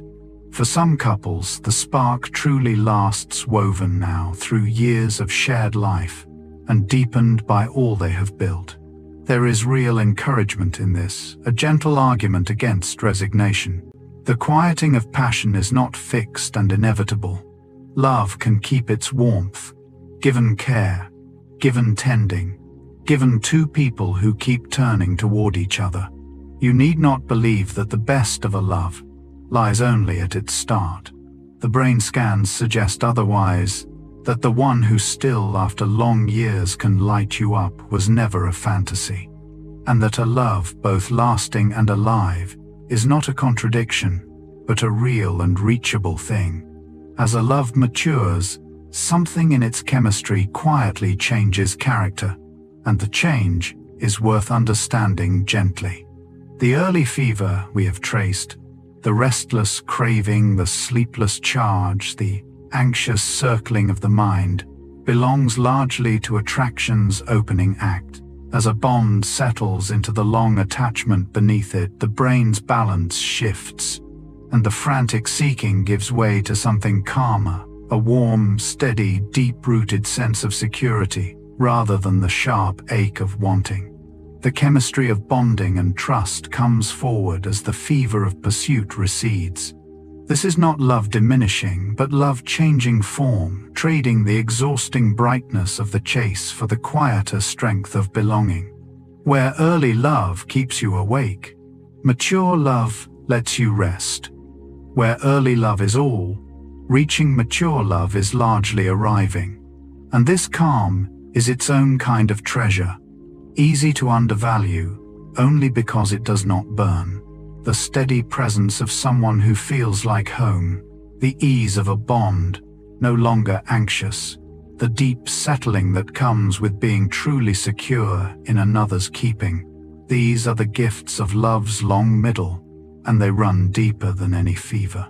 You may have felt this shift in your own bonds, the way an early restlessness softened over time into something quieter and surer. That was not the love fading.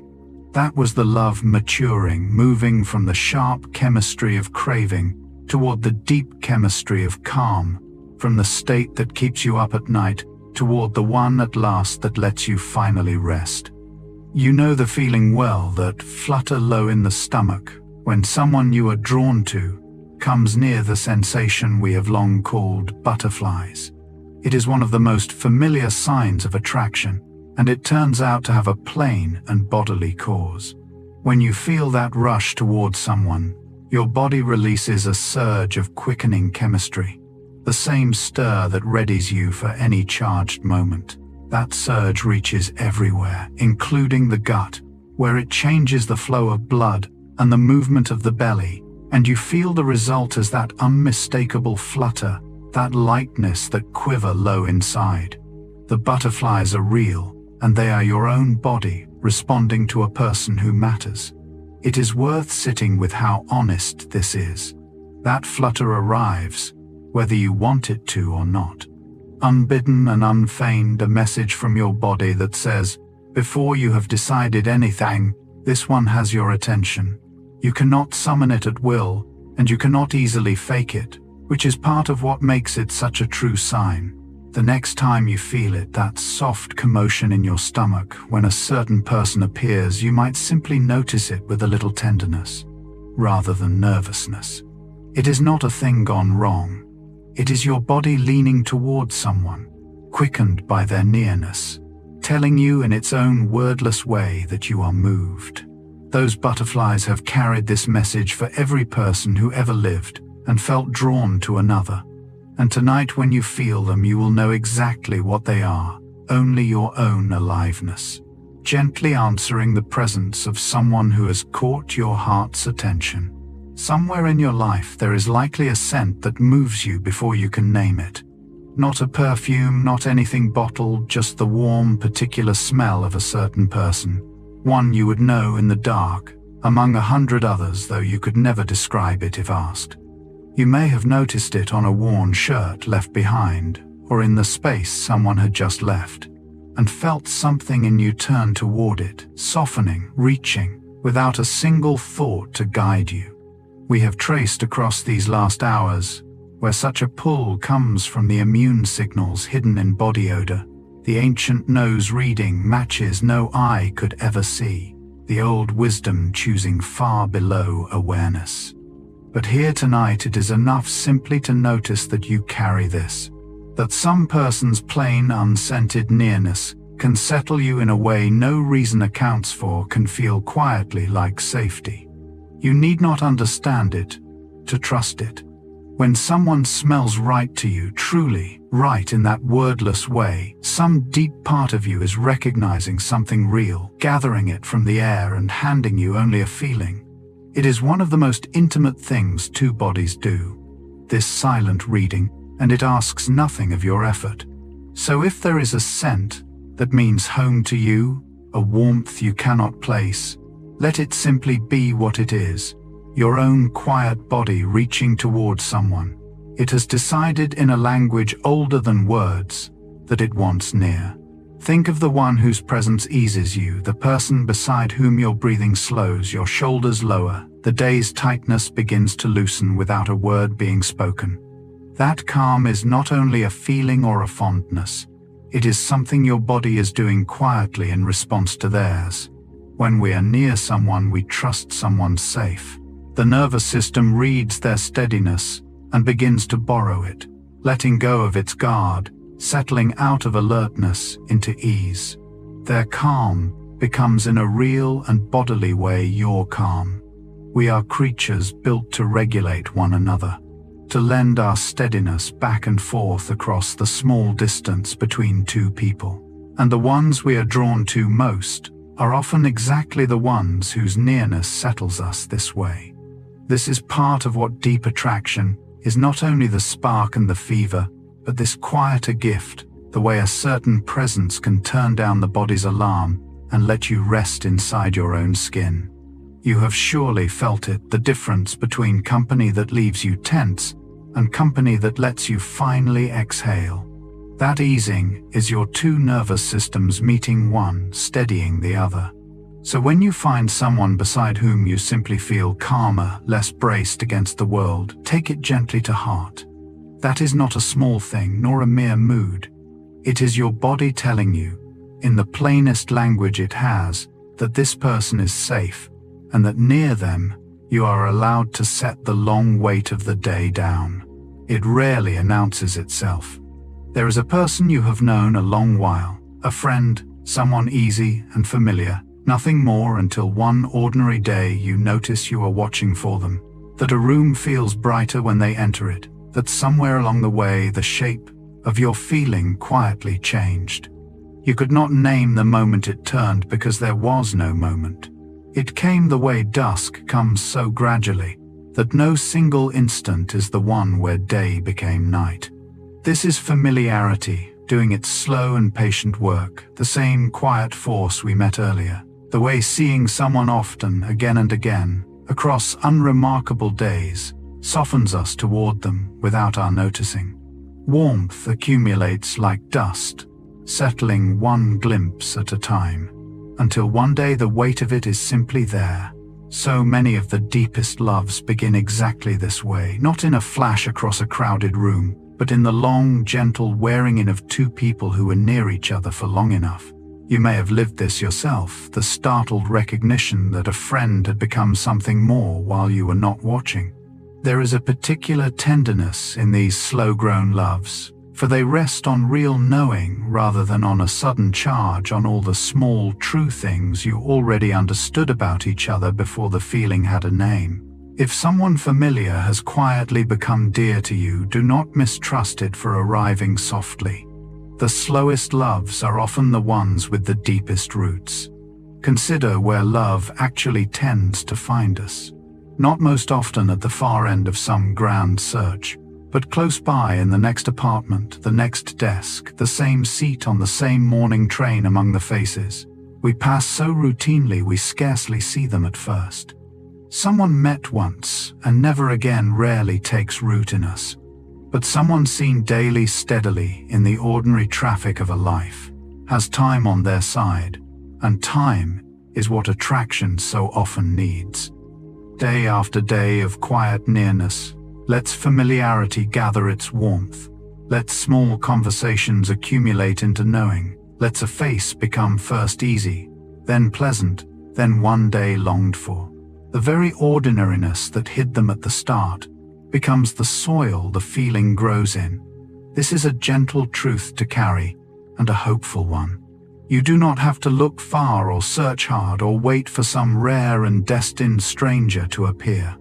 The people already near you, already woven into your daily hours, are the ones most likely to become dear, because nearness gives feeling the room and the time it needs to deepen. You may find looking back that your closest bonds began in exactly such plain places, among people you saw so often you never expected anything of them. There is comfort in that. Love is not only for the far horizon. It grows more often than not, right here in the near ground of your ordinary days, among the familiar faces you have quietly been seeing all along. Here is a truth that surprises many people when they first meet it. We are often drawn, without knowing it, to faces that carry a quiet echo of our own.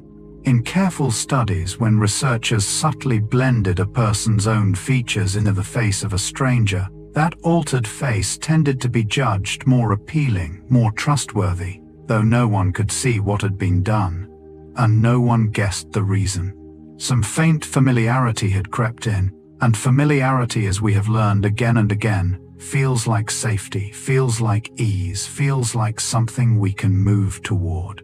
It is not that we seek a mirror exactly, nor that we notice any resemblance at all. It works far below that, in the same old machinery that warms us toward the known and the seen. A face with a whisper of our own in it may simply feel, without our understanding why, a little easier to trust, a little more like home. There is something quietly moving in this once you sit with it. Part of what draws you toward another person may be a soft recognition, a sense of the familiar looking back at you from an unfamiliar face. It does not make the feeling less real. If anything, it makes it more tender, this gentle pull toward what we already somewhere know. So the next time a stranger's face feels oddly easy, oddly warm, oddly like someone you were always meant to trust, know that some quiet part of you may simply be recognizing in them a faint and welcome echo of yourself. Sometimes it is the voice that reaches us first. A long phone call in the dark, a message left and replayed, a voice heard across a room before its owner is ever truly seen, and already before any face is known, something has begun to lean.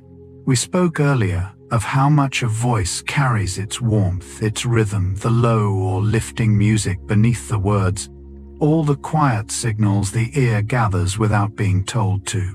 In the absence of a face, that music becomes everything, and it can do a great deal of the work of drawing two people close. You may know this from your own life, the way a certain voice could settle you or quicken you before you had any picture of the person to attach it to. There is an intimacy in it, being reached through sound alone with none of the usual signals of sight to guide you. The voice slips past the eyes and speaks straight to something older, telling its own warm story of who the speaker might be. So much can travel this way, a sense of kindness, of ease, of a person you would want to be near, all carried on nothing but tone and cadence, and the particular way your name sounds in their mouth. If a voice has ever warmed you before you knew the face behind it, you have felt one of attraction's quietest openings. Long before you meet someone's eyes, their voice may already have begun to draw you gently, in telling you in its own soft music that here, perhaps, is someone worth coming closer to. Notice how much the setting of a meeting can color the person you meet. Someone encountered on an ordinary quiet afternoon may register only faintly, while that same person met in the middle of something thrilling, a rush of music and lights, a moment already charged with aliveness can seem to blaze. We have traced the reason before. On that high and swaying bridge, the body has few signals, and it reuses them, so the quickening that belongs to excitement can quietly pool into your sense of whoever stands beside you in it. The thrill of the moment becomes tangled with the thrill of the person, and the two grow hard to tell apart. This is why a first meeting in a heightened place, a concert, an adventure, a night alive with feeling, can leave a spark that a calmer setting never would have lit. Your racing heart, stirred by the moment, lends its charge to the face before you. It is worth knowing this gently, for it explains so much of how sudden certainties arise. The pull you feel in such a moment is real. Only its source is a part person and part setting, and the two are not easy to separate from the inside. There is no need to distrust these charged beginnings, only to hold them with a little softness, aware of how much the moment itself may be lending. And there is something lovely in it too, that the aliveness of a night can spill over and gild a person, so that meeting them in that bright and quickened air feels like the start of something already glowing. Watch yourself sometime in easy company, and you may catch the quiet dance we spoke of earlier, but from the inside this time. You lean, and a moment later they lean too. You lift your cup, cross your arms, tilt your head, and without either of you deciding it, the other softly echoes the movement. This mirroring runs almost constantly between people who are at ease together, far beneath any awareness of doing it, and it is one of the oldest ways two bodies quietly agree that they are getting along. When someone unconsciously matches your posture, some part of you reads it as a signal of being in step, of being understood, of belonging together in the moment, and warmth grows between you, though neither could say from where. It cannot easily be faked. True mirroring tends to come only when the ease is real. So it is a kind of honest sign, this wordless echoing, a thing your bodies do together when the meeting is genuinely going well. You have surely fallen into it without knowing your gestures, and someone else is answering back and forth across a table, like a conversation held beneath the spoken one. That quiet dance was not nothing. It was two nervous systems finding a shared rhythm, each softly telling the other that they were welcome here. If you ever notice it happening, your movements and another's drifting into time, you might smile inwardly at the sight. It means some quiet door has opened between you, and both of you, without a word, have chosen to leave it so. Think back to a first meeting that seemed to shimmer, and notice how much of the shimmer may have belonged to the evening rather than the person. The nervous excitement of a first date, the quickened pulse, the heightened senses, these arrive partly from the person before you, yes, but partly from the sheer charged newness of the occasion itself. And the body, as we have learned, does not always keep the two apart. It feels the aliveness and reaches for a cause, and the appealing face across the table is the easiest cause to find.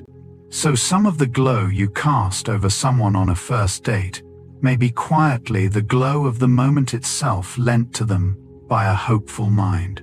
This is not a flaw to guard against, but a tenderness to understand.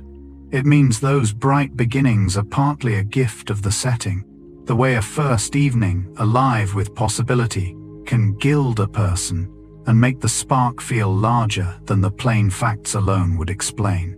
You have surely felt it, the heightened quality of those early hours, everything vivid and quickened and charged.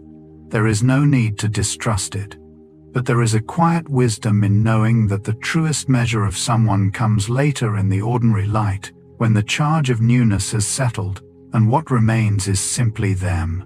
The ones who still draw you then on the plain and unremarkable days after the setting has given back all it lent. Those are the ones the feeling was always really about. The thrill of the first night is lovely. What comes after the thrill is where the truth of it lives. Notice how a room can change a face. The same person who looks ordinary in harsh, flat light can seem quietly lovely in the warm glow of evening, in soft light and gentle surroundings, in the kind of setting that eases the whole body. This is not only romance or imagination. Warm, soft light flatters the features in plain visual ways, softening lines and lending the skin a gentle glow.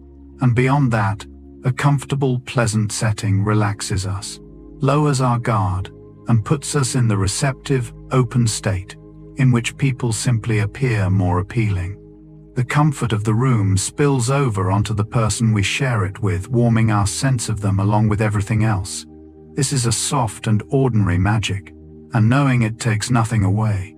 It is part of why we instinctively choose gentle light and pleasant places for the meetings that matter. Some quiet wisdom guiding us towards settings that let people show at their warmest. You have felt this, surely. How much easier it is to feel close to someone in a soft-lit, comfortable place than in a cold and glaring one. The surroundings do real work on the heart. So there is something worth carrying here into your own life, that the spaces we share shape the feelings we have in them, that warmth around us can become warmth between us. A gentle setting does not create a bond from nothing, but it can open a door, easing two people into the soft and receptive state where closeness, if it is going to come, finds it easier to arrive. Sound too quietly shapes how we see one another, and music most of all. When soft music plays beneath a shared moment, the companion we are with can come to seem more appealing, drawn into a warmth the music itself is helping to make. Part of this is the plain pleasure music brings a good feeling stirred in us that spills over, as good feelings tend to, onto the person nearby. Part of it is the way music moves the body, easing us, quickening us, coloring the whole moment with a mood that then attaches to whoever shares it. And part is the strange intimacy of listening together, two people held for a while inside the same sound, sharing something wordless and felt. We have long sensed this without measuring it, which is why music threads through nearly every setting, made for closeness, from the earliest gatherings to the quietest evenings. It works on us gently, beneath thought, warming the air between two people. You have surely felt it, how the right music playing softly can make an ordinary moment with someone feel suddenly tender, suddenly charged with a little more. That is the music doing its quiet work, lending its feeling to the person beside you. There is something lovely in knowing it and seeing how the arts we make can reach into the oldest parts of us and warm the way we meet each other. A song beneath a moment is never only sound. It is a mood you are sharing, a feeling you are letting into the room together, quietly making the one beside you a little dearer than the silence would have. There is a quiet magnetism in being truly listened to, and it draws us more than we tend to realize. When someone attends to us closely, meeting our eyes, following our words, asking after what we mean, showing that they have genuinely taken us in, they become in that attention more appealing to us. The act of listening well is itself a kind of attraction, and it deepens with each moment of real notice. Part of the reason is how rare and how nourishing it is to feel fully heard. So much of ordinary talk is half-attended, each waiting to speak and to meet. Instead, someone who truly listens is to feel briefly that you matter, that you are worth the whole of another's notice. That feeling is deeply warming, and we naturally turn toward its source. To be listened to is to be seen, and to be seen, as we will come to again, sits near the very heart of what draws us to one another. You have surely felt this pull, the way someone who really listened became, over an evening, quietly lovelier to you than they had first seemed. It was not their face that changed, but your feeling warmed by the simple, uncommon gift of their attention. There is something worth keeping in this, both about who draws us and about how we might draw near to others. The one who listens well offers something precious and receives in turn a growing warmth. So much of attraction is not about being dazzling at all, but about this humbler and deeper thing, the willingness to truly attend to another person and to let them feel in your listening, genuinely heard. Something happens when two people share a secret, some small thing known only to them and held apart from everyone else. That shared knowing becomes a thread between them, a quiet line of intimacy, drawing them closer for the simple fact of what they hold in common and alone. A secret shared is a trust extended, a saying without saying it that you are let inside, that you are among the few who know. And to be trusted that way stirs warmth, and to hold something together that no one else holds makes a private world of two, a small inside to which only you both belong. This is why an inside joke can bind people. So why a confidence shared late at night can leap a friendship forward. Why the little things two people know only of each other become, over time, part of the mortar of their closeness. Each shared secret is another strand in a thread that slowly thickens into a real and particular intimacy, woven of all that passes between two people and no one else. You have surely felt this drawing close, the sudden nearness of being trusted with something private or of trusting someone else with yours. That was a bond being made quietly. In the space of a shared confidence, there is something tender in seeing how intimacy is built this way. Not in grand gestures, but in these small offerings of trust, each one saying you and not the others. You I let inside. The secrets two people keep together become in the end a quiet map of their closeness, every strand, a moment when one chose to trust and was met, and was drawn a little nearer. Sometimes the body knows first. Someone comes near or simply comes into view, and your pulse quickens, your breath shifts. A quiet alertness moves through you all before your thinking mind has caught up enough to name what is happening. The body has already responded, already registered that this person matters, while the conscious understanding arrives a beat behind, hurrying to explain a feeling it did not create. This is the deep pattern we have traced from the very beginning, that attraction begins in the fast, wordless systems of the body, and only afterward reaches the slower rooms of thought. Your quickened pulse is not waiting for your permission or your understanding. It is answering the presence of someone your body has already noticed, already leaned toward in a place beneath your awareness. There is something quietly reassuring in this, once you make peace with it. You do not have to understand a feeling in the moment it arrives for the feeling to be real and true. Your body is not confused when it responds before you can explain it. It is simply doing what it has always done, reading a person swiftly and answering swiftly, handing your slower mind only the aftermath to make sense of. You have surely felt this, the pulse that raced a moment before you, understood why the alertness that rose before you had decided anything at all. It was your body, faithful and fast, telling you that someone had caught its attention, and your mind, arriving just behind, was left to do what it always does, to wonder gently at a feeling that had already begun without it. Here is one of the strangest and most tender findings in all the study of closeness. The simple physical sensation of warmth, a hot drink cupped in the hands, a warm room, a heated seat, can quietly nudge us toward feeling warmer toward the people around us. In careful studies, people who briefly held something warm went on to judge others as friendlier, more generous, more trustworthy than those who had held something cold, though none of them sensed any connection between the two. The body's warmth had somehow become warmth of feeling.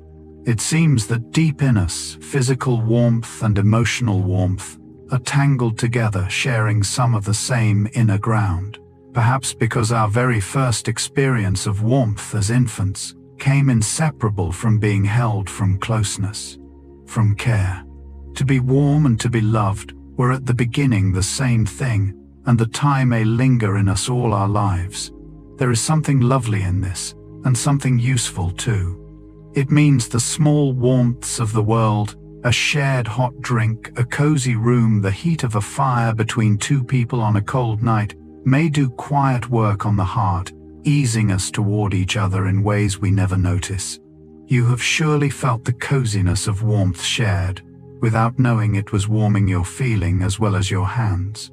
So tonight, wrapped in whatever warmth surrounds you, you might let it reach a little further than your skin.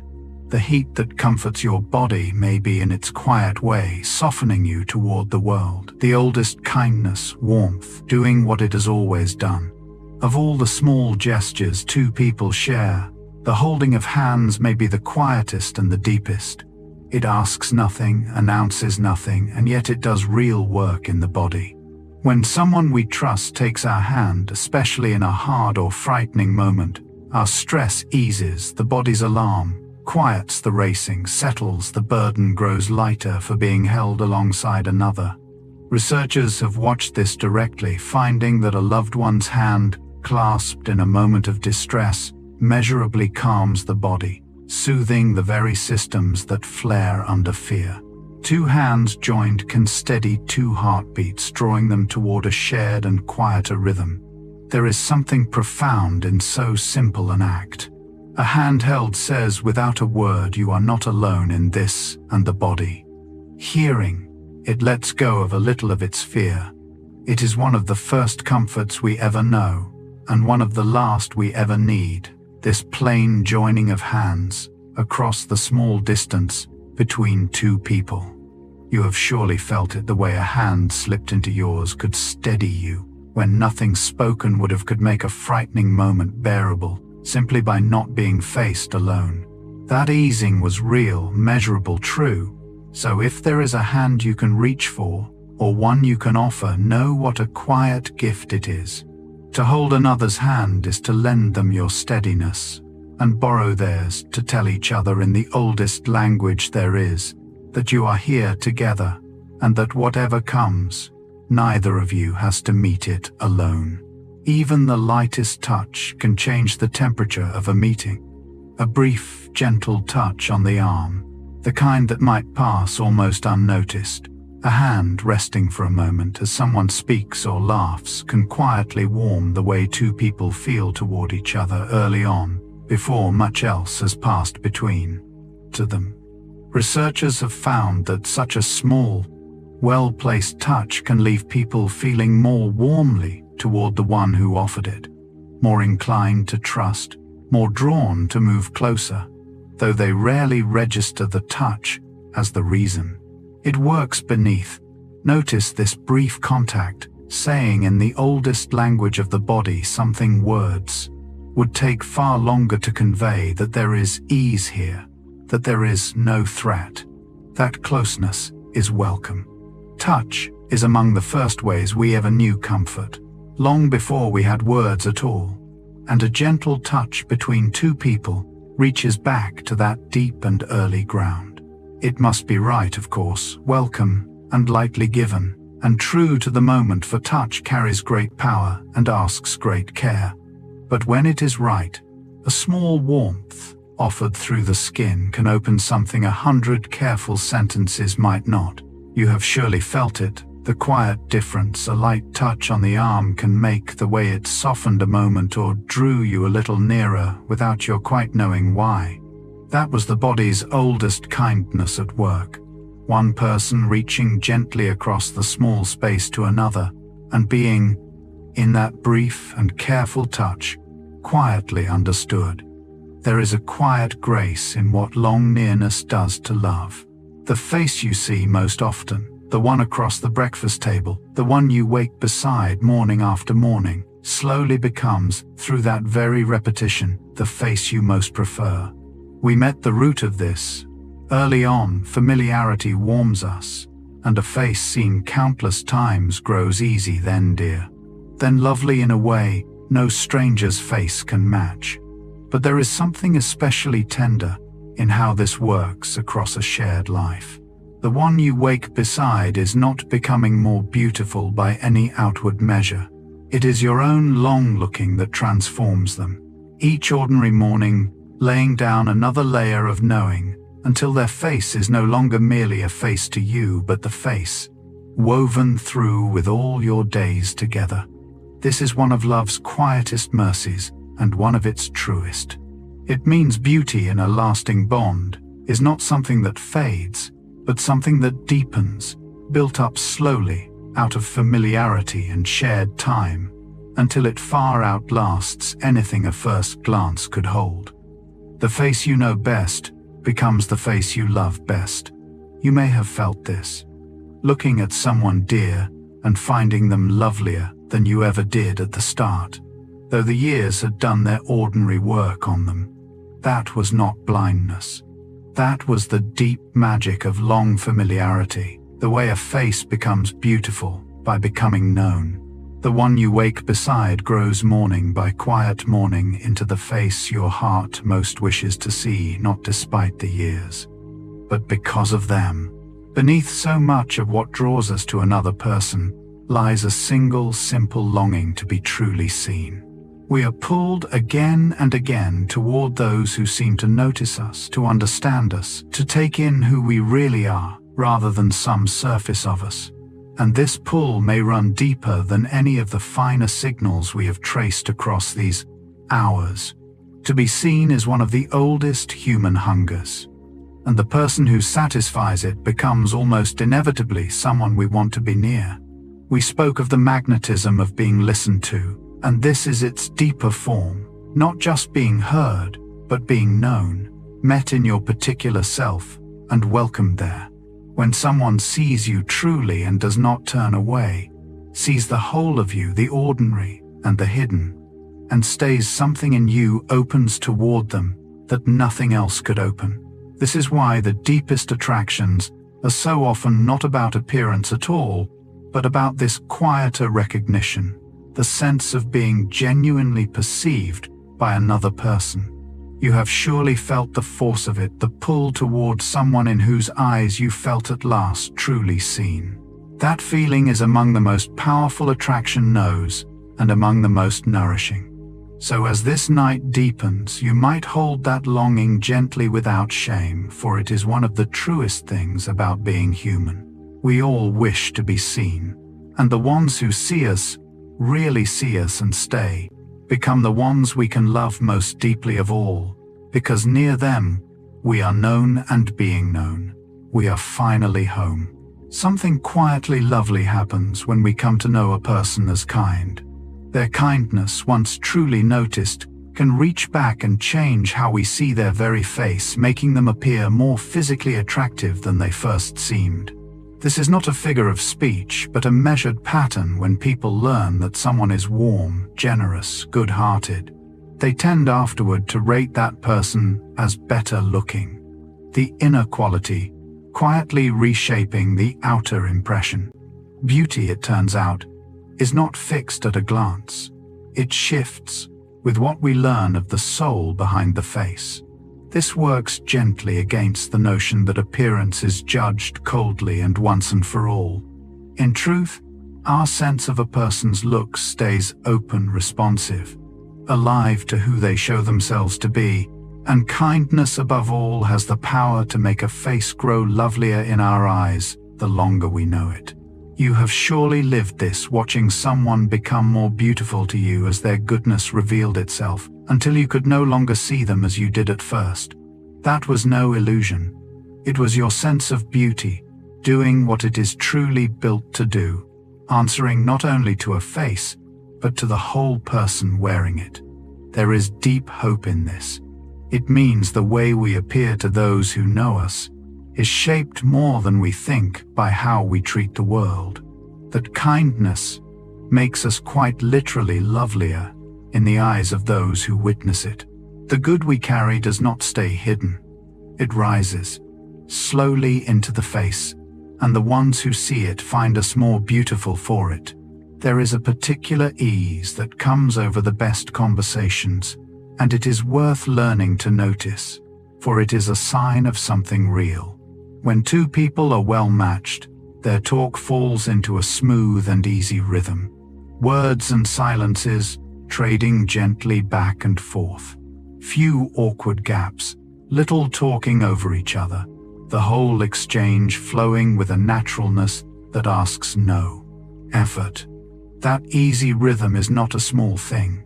Researchers have found that the smoothness of a conversation, the way two people's turns fit together without strain tracks, how connected and how warm they feel, a kind of audible sign of two minds falling into step. When talk flows easily, some part of us reads it as belonging, as being understood, as fitting together with another person, and warmth grows from the very ease of it. You have surely felt the difference between a conversation that strained and one that simply flowed, the relief and quiet joy of talk that needed no forcing. That flow was telling you something true. It meant your rhythms and another's had found each other, that the connection was real enough to move without effort. There is comfort in knowing this sign, in learning to trust it. When you find someone with whom talking is simply easy, where the silences are comfortable and the words come without strain, you have found something worth noticing. That ease is one of attraction's most honest signals, a sign that two people have quietly, naturally, fallen into rhythm, and that some real connection is already wordlessly underway. Long before you ever felt drawn to anyone, the shape of what would draw you was already being formed. From your earliest bonds, the first faces that cared for you, the first arms that held you safe, you gathered without knowing it, quiet templates of what love and closeness feel like. And these early patterns go on to color who you are drawn to. Across your whole life, the warmth you first knew, the way safety felt, the particular texture of your earliest attachments, all leave their faint mark, shaping in the deep background what will later feel like home to you in another person. This is not fate, and it is not a cage. The templates are soft, and they shift and grow as we do, remade by every new love and every new understanding. But their presence helps explain some of attraction's deeper mysteries, why certain people feel instantly familiar, why we sometimes find ourselves drawn to echoes of what we knew young, why the feeling of coming home to someone can arrive so early and so strong. You are carrying, in the quiet of you, a lifetime's worth of learning about what closeness means, gathered from your very first bonds onward. There is tenderness in understanding this, and a kind of gentleness it invites toward yourself.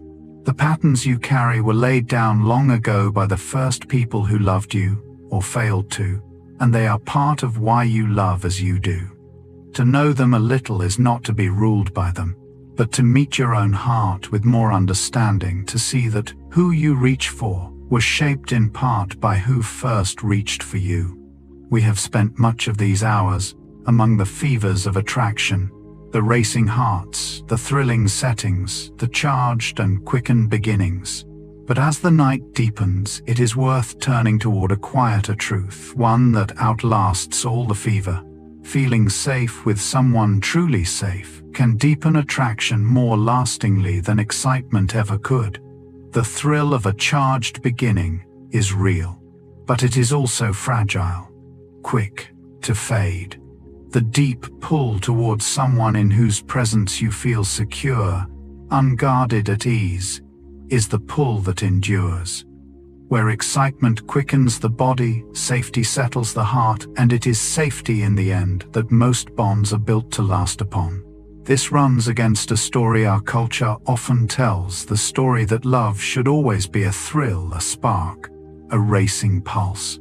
But the deeper research and the deeper experience both point elsewhere, toward the quiet, steadying power of feeling safe with another person, which draws us more truly and holds us more surely than any fever. You may have known both kinds, the exciting love that burned out and the safe love that grew and grew.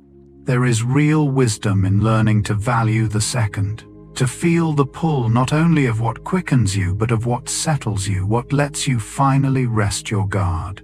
As you lie here in the quiet, you might consider that the deepest attraction may not be the one that sets your heart racing at all, but the one that lets it at long last slow down and be still, held in the presence of someone with whom you are wholly safe.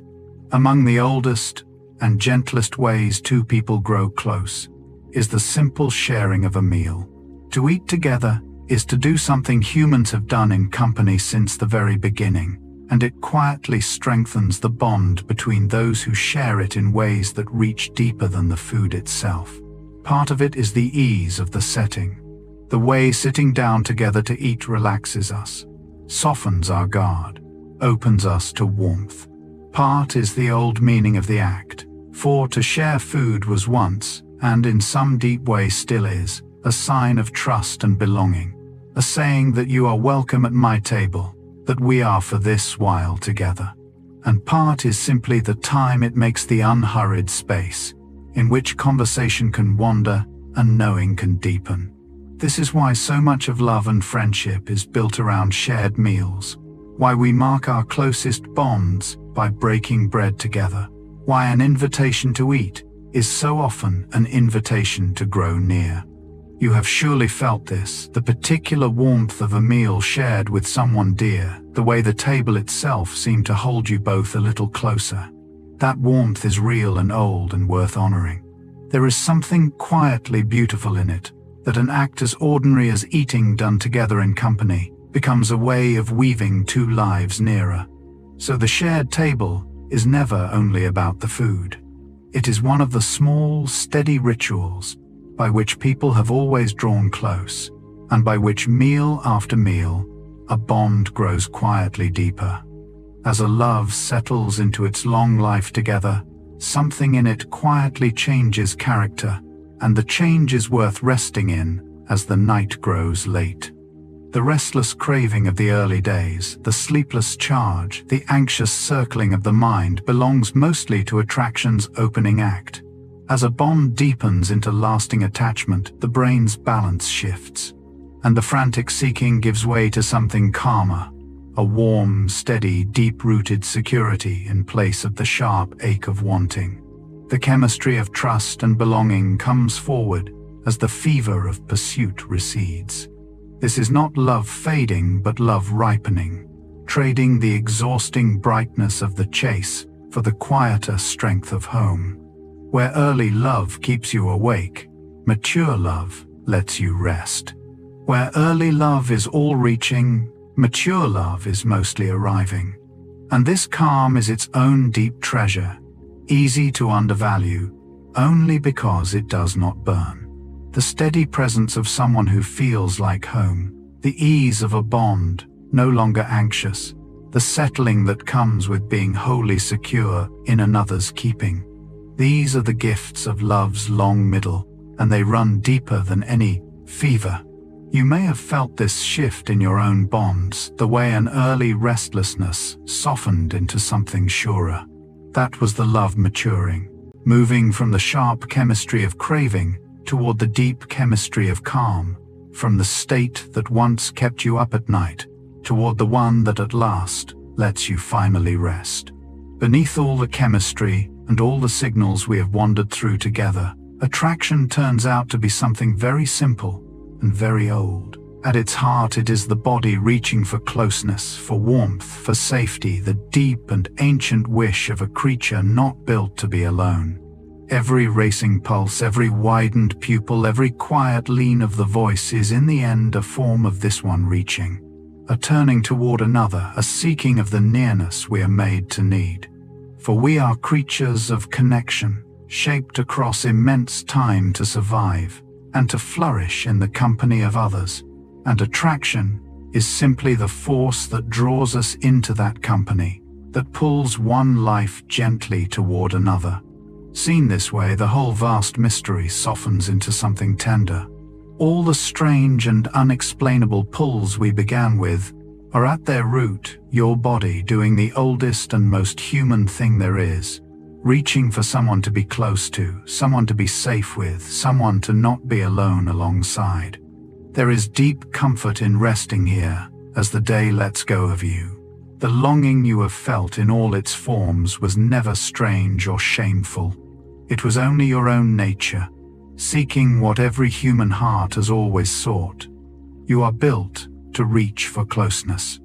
And tonight, whatever closeness surrounds you or waits for you, you can let that reaching simply be what it is, the quiet, ancient wish of a body made for warmth, made for company, made in the end for love. Let this one settle over you softly. To be loved, to feel securely held in someone's care, does real and measurable good to the body. It gently lowers the stress hormones that tighten and wear us, easing the systems that brace against the world. The steady presence of someone who loves us tells the body in a language older than words that it is safe, that it can let down its guard, that it does not have to stand watch alone. And the body listens.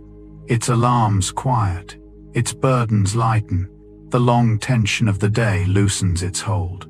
This is one of love's most healing gifts, and one of its quietest, that simply being loved eases the body toward peace. You may have felt it without measuring it, the way the presence of someone dear could unknot something in your chest, could let you breathe a little deeper, could make the world feel briefly less heavy to carry. That easing was real, written in the chemistry of your body, love doing its gentle work beneath your notice. As you lie here now, you might call to mind someone whose care surrounds you near or far, and let the memory of being loved do a little of this work even now. For the calm of being loved is not only for the moments we are held, it lives in us and can reach us across any distance, quietly lowering the day's long wait and easing us, breath by breath, toward rest. Notice how your breath changes near someone you trust. In the presence of a person who feels safe, the breathing tends to slow and deepen on its own, drawn gently toward calm, without any effort or intention. We are creatures who steady one another, whose bodies quietly tune toward the bodies near them, and a trusted presence can draw your breath into a slower, softer rhythm, the way a calm sea calms the waters around it. This is the nervous system doing its quiet work, reading another's steadiness and borrowing it, letting go of its watchfulness in the safety of good company. There is no thought in it, no decision. The body simply eases breath by breath toward rest. As the night deepens around you now, you might let your own breath find this slower rhythm, the one it reaches for in the presence of someone safe. Let it lengthen and soften, as though a trusted presence were near, drawing you gently down toward calm. You carry this capacity within you always, this ability to settle, to slow, to let the day's quickness fall away. And whether someone dear is beside you tonight or only held in your memory, you can let your breathing find that same easy rhythm, now slowing on its own, deepening on its own, carrying you softly toward the rest that waits just ahead. There is a reason an embrace can undo the whole tension of a day.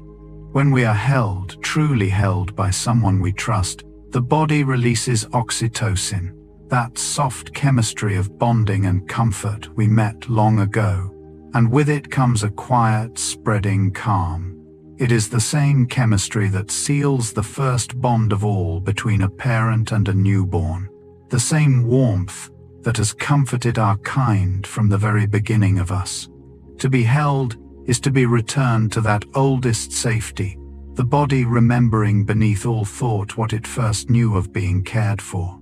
This is why an embrace can soothe when nothing spoken will, why being held can quiet a grief or ease a fear, why we reach for one another wordlessly in the hardest and the tenderest moments alike. The comfort is real, chemical, ancient, written into us from our first days.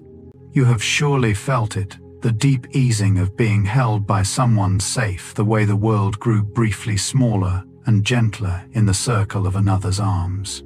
As you rest now, you might wrap yourself in the memory of such an embrace, letting its warmth reach you even here. For the comfort of being held lives on in us and can return in memory nearly as softly as in the moment itself. The oldest solace we know, drawing you gently now toward the ease of sleep. Consider how far the comfort of a loved one can reach, far enough it seems to touch even pain itself. In careful studies, the touch of a trusted partner, a hand held in a difficult moment, has been shown to ease the body's experience of pain, softening what hurts simply through the nearness and contact of someone who loves us. The body held by someone safe seems to hurt a little less. This is among the most tender things science has found about closeness, that another's touch does not only comfort the heart, but reaches into the body's very sense of pain and gentles it. We are not sealed and separate creatures. We reach into one another, easing each other's burdens in ways that run deeper than we knew. A loved one's hand in ours can make the hard things more bearable, quite literally lightening what the body has to carry. You may have felt this without understanding it, the way a dear one's touch could soften a pain, could make an ache easier to hold simply by being there. That easing was real. As you rest, now let this be one of the gentle truths you carry down towards sleep, that we were never meant to bear things wholly alone, that the touch of someone who loves us can reach even into our pain and quiet it. There is deep comfort in that, in knowing how much we can ease one another and how much in the circle of love we are eased. Here is a gift worth carrying into sleep. The warmth of love does not require the loved one's presence to reach you. Warmth remembered can soothe you nearly as surely as warmth present. The memory of being held, of being cared for, of a dear face turned toward you, can ease the body even when you are alone. We carry our loves within us, and their comfort travels with us, available in memory whenever we need to reach for it. The mind recalling a moment of true closeness can stir some real echo of its peace, letting old warmth do quiet work in the present. This is why a beloved memory can steady you on a hard night, why calling someone dear to mind can soften the dark, why we are never quite so alone as we sometimes feel. The people who have loved us live on in us, and their warmth is ours to summon. As you lie here now, you might gently call up some memory of being loved, a moment of being held, of being safe, of warmth given freely, and let it settle over you like a soft blanket drawn up in the dark. It asks nothing of you but to remember, and in remembering, you may find that the old warmth is still warm, still able to comfort, still able to ease you down toward rest. You carry every love you have known. Tonight, let one of them hold you a little as you drift toward sleep. When the brain feels safe, secure in love and closeness, it drifts of its own accord toward peace. The vigilance that keeps us alert to threat can finally rest when we feel truly held. The systems that stand guard let down their watch, and the mind settles naturally into calm. Feeling loved and safe is for the brain a signal that it may finally stop bracing, and in that release, peace comes on its own, unforced, like water finding its level. This is one of the deepest gifts of connection, that being safe with another lets the mind unclench and ease toward rest, no effort required. You do not have to reach for this calm or work to summon it. When the body feels safe, it arrives by itself. As you lie here now, wrapped in whatever warmth and safety surround you, you might let your own mind do just this. Let it feel for now that there is nothing to guard against, nothing to brace for, nowhere else you need to be. Let it settle as a mind safe in love settles toward its own quiet peace. The day is behind you now. You are here and safe, and the guard can come down. Let your thoughts slow and soften. Let the watchfulness fall away. and let your mind drift, as it naturally will when it feels safe, gently and easily toward the rest that is waiting for you now. There are certain people beside whom you simply feel like yourself, settled at ease, home. And that feeling of home is not only sentiment, it is your nervous system quietly calmed by their presence, letting go of its long vigilance in the safety of someone who feels safe. The ones who feel like home to us are the ones whose nearness settles our very body, drawing us out of alertness and into ease, letting us rest inside our own skin. This is among the truest signs of a deep bond, not the racing heart of the beginning, but this quiet settling, this sense of a body finally at rest in another's company. We spend so much of our lives braced on guard, holding ourselves ready, and the people who feel like home are the ones with whom we can at last set that readiness down. As the night carries you toward sleep, you might bring to mind whoever feels like home to you, and let the thought of them settle you now as their presence would. Let your body remember that it knows how to be at ease, how to let its guard fall, how to rest in the safety of being loved. You have people who feel like home, near or far, held in memory, or waiting to be met. And the peace they bring is yours, to carry into this night, the deep, quiet settling of a nervous system that knows at last it is safe. Rest in this as sleep draws near. The very chemistry that pulls us toward one another, the oxytocin of bonding, the calm of trust, the deep security of being loved is the same chemistry that lets us finally rest. Attraction in its deepest form does not only quicken us, it settles us, easing the body toward the peace in which sleep becomes possible. The forces that draw two people close, in the end forces of calm, of safety, of home, and these are the very conditions the body needs to let go of the day and drift into rest. There is a beautiful unity in this. The same warmth that brings us together is the warmth that soothes us. The same closeness that stirs us is the closeness that quiets us. Love is not only a fire, it is also, and more deeply, a place of rest. As you lie here now, you might feel how the two are one, how the reaching toward closeness and the settling into peace are the same soft movement of the same soft chemistry working in you even now. Let it work. Let the warmth that draws you toward others become tonight the warmth that draws you down into sleep. There is no distance between being loved and being at peace. They are made of the same quiet stuff, and both of them are yours here now, as the night folds gently around you, and the last of the day dissolves. And so we come at last to the simplest truth of all, the one beneath everything we have wandered through tonight.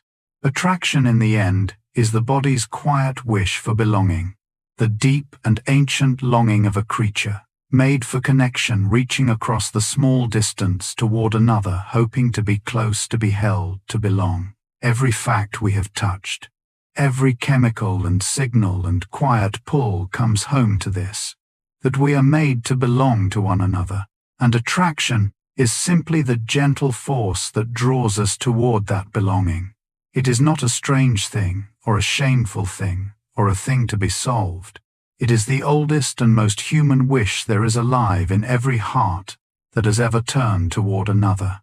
You carry that wish within you, as everyone does, and there is nothing in it to fear or to explain away.